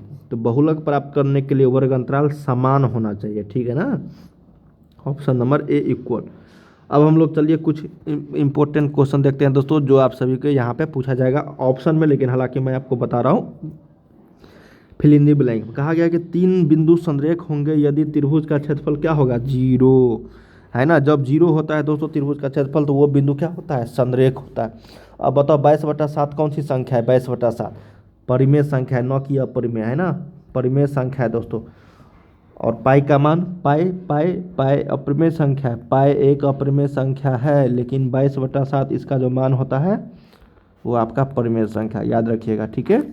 चलिए अब कहा गया दोस्तों, यदि q² - 4p गामा जो है 0 से बड़ा है, तो px² + qx + गामा बराबर 0 के मूल जो होंगे वो क्या होंगे। जब ये बड़ा है दोस्तों, मतलब b² - 4ac, है ना, या d > 0 है, तो इसका मतलब मूल जो है वास्तविक और भिन्न होगा, वास्तविक और असमान होगा। समझ में आ रही ना, विवेचक। चलिए sin 70 डिग्री का मान cos कितने के बराबर था, cos 20 डिग्री के बराबर होगा, है ना। sin 70 cos 90 में से घटा दो 70, वही आंसर आ जाएगी cos में। सभी वर्ग क्या होता है दोस्तों, सभी वर्ग समरूप होता है, पता है ना, सभी वर्ग समरूप होता है। चलिए कहा गया दोस्तों कि √2 sin θ बराबर 1, तो थीटा का मान क्या होगा। तो sin θ बराबर 1, अब बट्टा में इधर लेके जाएंगे तो √2 हो जाएगा, तो √2 कितना sin 45 डिग्री का मान, तो sin से sin गया तो थीटा का मान 45 डिग्री, 45 डिग्री के बराबर होगा वैल्यू। कहा गया कि यदि दो त्रिभुजों की भुजा संगत भुजा समानुपाती हो तो दोनों त्रिभुज क्या होगा समरूप होगा, ठीक है। चलिए कहा गया कि यदि किसी घनाभ की लंबाई, मतलब घनाभ के एक विकर्ण की लंबाई यहाँ पे पूछा गया क्या होगा। तो देखिए दोस्तों, जब लंबाई चौड़ाई और ऊंचाई आपको पता है, तो घनाभ के एक विकर्ण की जो लंबाई होगी दोस्तों, वो आपको हो जाएगा √अंडर में लंबाई का स्क्वायर, चौड़ाई का स्क्वायर प्लस ऊंचाई का स्क्वायर, ठीक है। यही आपको सूत्र हो जाएगी घनाभ के एक विकर्ण की लंबाई। अब देखिए PE का मान इतना है, तो PE' का मान क्या होगा। तो क्या करेंगे दोस्तों, 1 में से 0.05 को घटा देंगे, क्योंकि सभी प्रैक्टों का मान कितना होता है 1 होता है, तो ये हो जाएगा 0.95 आंसर। कहा गया कि वृत्त की परिधि 22 सेंटीमीटर हो तो वृत्त का क्षेत्रफल निकालिए। सिंपल है कि नहीं। यहाँ से हम लोग क्या करेंगे, 2πr के जगह से 22 रखेंगे दोस्तों, तो r का मान यहाँ पे 7 आ जाएगा, ठीक है। तो वृत्त का क्षेत्रफल निकाल लो, वृत्त का क्षेत्रफल निकाल लो दोस्तों, क्या होगा πr²। तो पाई का मान 22/7 गुने r, 7 गुने 7, 7 से 7 गया तो ये कितना बचेगा बताओ, सही है ना दोस्तों। वृत्त का परिधि अगर 22 सेंटीमीटर है, नहीं उल्ट गलती हो गया, r का मान यहाँ पे 7/2 आएगा, क्या आएगा 7/2, ठीक है। तो अब 7/2 इसमें वैल्यू देके कर लो, तो यहाँ से πr², r का वैल्यू 7/2 आया है, तो पाई का मान 22/7 गुने 7/2 गुने 7/2, ठीक है। 7 से 7 गया दोस्तों 11, मतलब 11 से 77/2, तो मतलब 38.5 सेंटीमीटर स्क्वायर। क्या होगा दोस्तों 38.5 सेंटीमीटर स्क्वायर इसका क्षेत्रफल हो जाएगी। तो दोस्तों हम लोगों ने यहाँ पे टोटल 20 क्वेश्चंस किए हैं, बहुत ही इंपॉर्टेंट था दोस्तों, जो आप सभी को एग्जाम्स में यहाँ से डायरेक्ट देखने को मिलेंगे। ठीक है, तो अब हम लोग अगले वीडियो में दोस्तों इसका शॉर्ट टाइप क्वेश्चंस करेंगे। आने वाले बहुत वीडियो है दोस्तों अभी, है ना। वीडियो को लाइक कर लीजिए, चैनल को सब्सक्राइब कर लीजिए, ताकि इसी तरीके से हम लोग जैसी न्यू वीडियो लेकर आऊँगा नोटिफिकेशन मिलते रहेंगे। ठीक है, एक एक प्रश्न मैंने आप लोगों को डिटेल्स में बताया है दोस्तों। अगर किसी भी प्रश्न में थोड़ा सा भी दिक्कत आ रही हो तो ज़रूर कमेंट किया कीजिए। वीडियो को लाइक करके जरूर चैनल को सब्सक्राइब करके, और दोस्तों शेयर जरूर कर दीजिए, है ना। शेयर करना मत भूलना, ताकि इसी तरीके से काफ़ी सारे वीडियोज मैं आप लोगों के लिए लेकर आते रहूँ। चलिए दोस्तों, मिलते हैं हम लोग नेक्स्ट वीडियो में। तब तक के लिए जय हिंद, जय भारत।